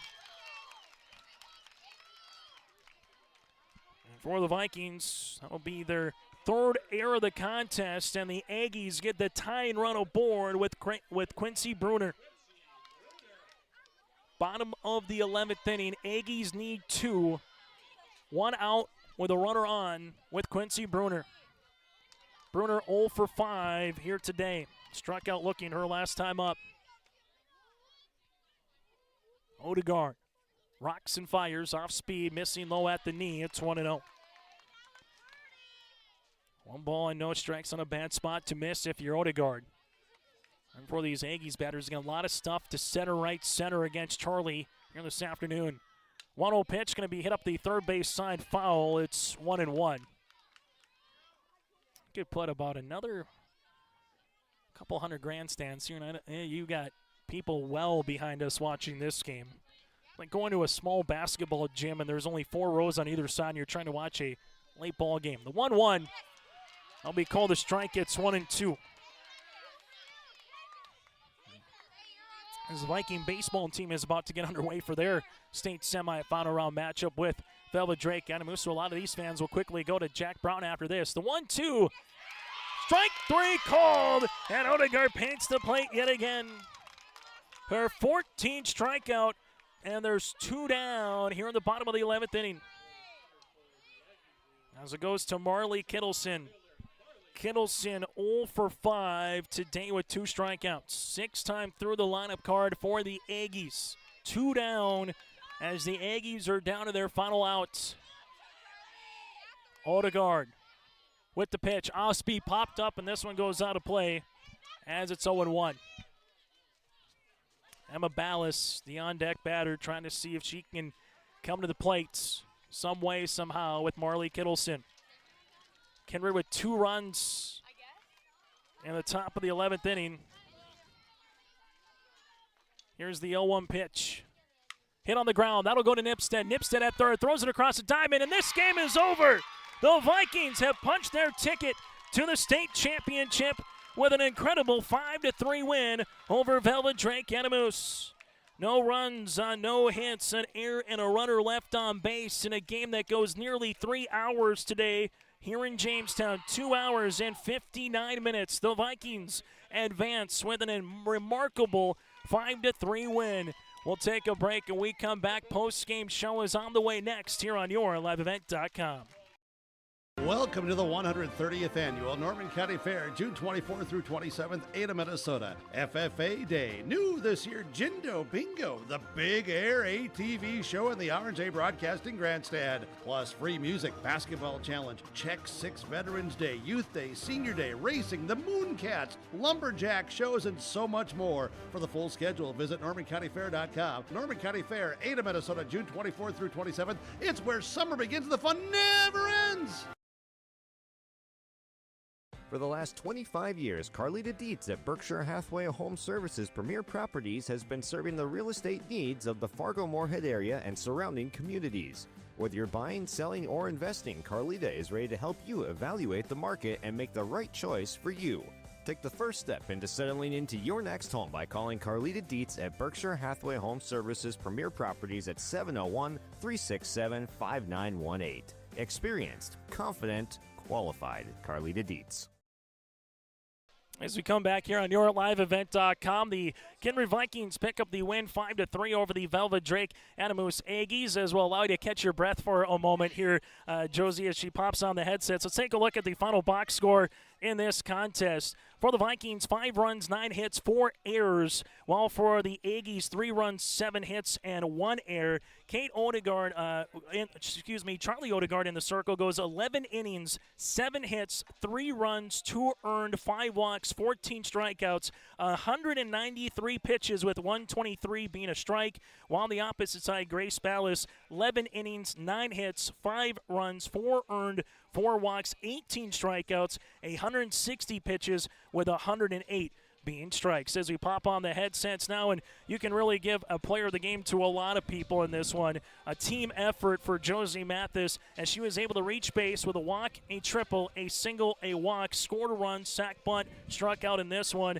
Josie, have you ever played in a game that's gone 11 innings before? I have here not. in softball? Nope, I have not. This took a lot out of us as a team, but we pushed through and we got it done. What does it mean for this team this season to make it to a state championship here in Jamestown? It really means everything to us. We've been through so much this year, up and downs with a bunch of things going on, and it feels so good to work hard for it and earn our spot in the championship. Let's go through that 11th inning. Kate Odegaard gets the double. All of a sudden, 2 outs. You earn a walk. Josie, just take us through. When Jana's at the plate, what's kind of going through your mind when you see that one being a base knock? I always trust Jana when she's up to bat. I know she can do it when she needs to, so I always believe in her. Let's go through the performance from Charlie Odegaard. What can you say? What are some just superlatives to talk about a senior pitcher there in the circle? Oh, I could talk about her for days. She is my best friend, and she's done it all this year. She's done almost all of our pitching, and we always believe in her. We always trust her to get the strikeouts when we need it. How sweet does this sound for you, Josie, playing for a state championship in about, 21 hours from now here in Jamestown? It feels really good. It feels really good. We worked so hard to get here, and we've been through so much to get here. Hey, Josie, congratulations on the win. We'll let you have an ice bath. Best of luck tomorrow. Yes, thank you so much. Josie Mathis here. We'll take a break, and we'll hear from Jana next. At Castleton Lumber, they want to be part of every stage of your building project from the ground up. Let them assist with planning your project timeline in a way that's affordable and efficient. Castleton Lumber has everything you need to get the look you love with windows, siding, roofing, and doors. From choosing the right materials to the finishing touches, you can count on the folks at Castleton Lumber. Stop in and talk with the crew today or call 347-4471. That's 347-4471. As we come back here with the game-winning hit here for the junior shortstop, a couple of singles, 3 of them in the game with a couple runs driven in, also a run scored. Janet Tazark joined us. Jana, I asked Josie the same question. Have you ever played a softball game that's gone, this long here, nearly 3 hours and 11 innings? I never have, but it just, it took so much heart and grit that we had to get here to this position, and I'm just so thankful for every single one of the girls who got here with me. Just take us through that at bat in the 11th inning after a double by Kate Odegaard kind of set the table. Josie gets a walk. We've seen you come to the plate and be aggressive, looking for your pitch early in a count. What did you see, and just take us through that at bat? I just knew that if we scored that we just had to get 3 outs and we would win. So I went up there and I was like, do it for the seniors, because that's all that matters. And so I just went up there, clear mind, and was just make contact. Talking about the seniors, Brianna Fuchs did the splits a couple of times at first base. Just talk about what she was able to do defensively there at first. I'm just so grateful for Brianna. Every throw I throw her, every every diving catch she does. I'm just so thankful for her, and she never fails to make the play. You mentioned the seniors. How about the battery, right, of Kittleson behind the plate? Nearly 200 pitches by Odegaard, in the circle here today. What can you say about those two just finding ways to get outs and allow you guys to make a couple of really good plays behind them? Lila and Josie are just so great softball players that I can trust them no matter what. And they're always so locked in, and they know what has to be done. Jana, what does it mean for this team this season to play for a state championship here in about 21 hours? It feels so good. We've been through so much this season, and I just am so excited to do it with this group of girls. Jana, congratulations. We'll let you celebrate. Best of luck tomorrow on the title. Thank you. Jana Tazark with us here for the Vikings as they're able to win this one and make it to the championship tomorrow with a 5-3 win. It's now time to get to our post game, and our players of the game, again, our 1-2 players of Josie Mathis and Janet Tazark. 3 times able to get on base for Janet Tazark, and Josie Mathis able to get on base 4 times here. A couple runs scored between them.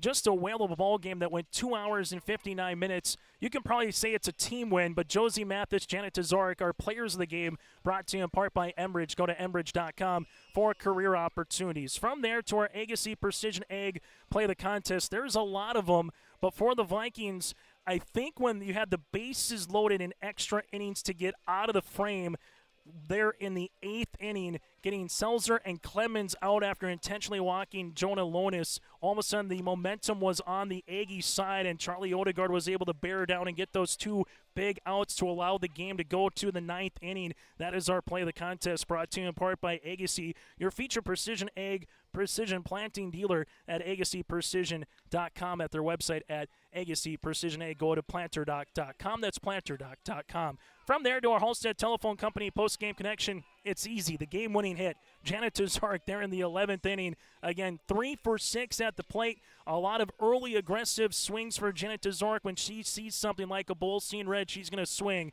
And she got a couple of runs driven in here as well for Janet Tazark. She is with the Halstead Telephone Company post-game connection. That connection brought to you in part by Halstead Telephone. Join us now, head coach for the Vikings, Sam Brandt. Sam, I asked Josie and Janet the same question to start with. Have you ever been to a game like this? And I referenced a couple of years ago in Kindred, I think that was about 14 innings with Danica Rath and Whitney Mitchell going back and forth. Didn't go 14 here, but how about at a state tournament to play in a game that went nearly 3 hours today, played through the elements, played through the rain, played through the wind, the sun comes out as you make your way to a championship here in 21 hours.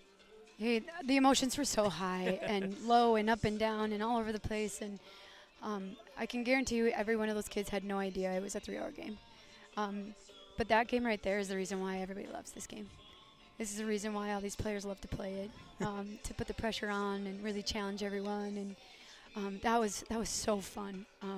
Give it up to Gutnick and Efforts. That's a great, great Velva team. The one thing in this game, Charlie almost throws 193 pitches. You got Ballas with 160. Obviously, that's part of the story, but 14 strikeouts for Charlie, 18 for Ballas. It was a good old-fashioned pitcher's duel, just like it was against the Lakers here, Sam, but what allowed this team to persevere in certain situations where the momentum was on your side, then it tipped back to the Aggies. It's 2-2, and it just seems like who's going to get that hit? Janet Tazark did get that big hit when you needed it there in the 11th inning. Yeah, she did, and she was there at the right time, and being able to string it together in the biggest moments is part of the game. And when you go inning to inning, you have to only focus on the one thing. You got to stay present. You got to be able to know what you're doing with it when it comes to you. You got to know where the runners are and just focus on one thing at a time for us to be able to accomplish all the things. And they did that so well. You could see it and feel it, how much they had each other's back. And that's why we're here. That's why the journey, that's the journey of our season and got us to this point. I know it doesn't matter the sport. I always ask you when you go to a state tournament, you're like, we're here for business. And 2 years ago, it's so far kind of very similar what the teams are playing and how you found a way. Obviously, you got to wait to see who you're going to play tomorrow. You got 21 hours to rest before you kind of get to a first pitch here, Sam. But what does it mean for these 3 seniors, this group in 2026, to know that they're going to play in a state championship game either against Central Cass or Beulah here tomorrow afternoon? All 4 of these seniors have just killed it this year in practice and in game.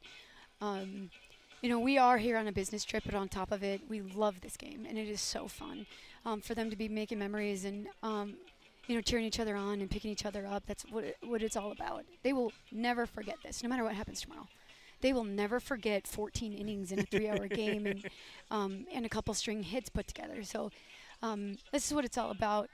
Making memories, having a good time, and challenging each other and playing this game. I think you're going to get asked this probably about 30 times between now and by the time you get to the bus. 18 innings for Odegaard in the circle. Yeah. What does she have left, for crying out loud, for one more game? You know, when you get to this point as a pitcher, it takes nothing but guts and grit and steel to be able to stand in that circle in general. As a senior, it means a little bit more. It means just a little bit more, that she's got 7 more innings to go, and she's going to give it all she's got. And she will look at me and tell me she's got it every single time, and I will back her. No matter what her teammates have got her, and for her to be able to get it done tomorrow, we're going to rest and ice and ibuprofen. See what happens tomorrow, Sam. Come up with a plan. Congratulations on the win. We'll let you go enjoy this one. We'll see you tomorrow here in the state championship. Yeah, thanks, Chase. Sam Brandt again, head coach for the Kindred Vikings. That does it for our post-game show. Coming up in about 20 minutes, it'll be part 2 of our semis as the lights are on here in Jamestown with the Miners and the Squirrels on YourLiveEvent.com.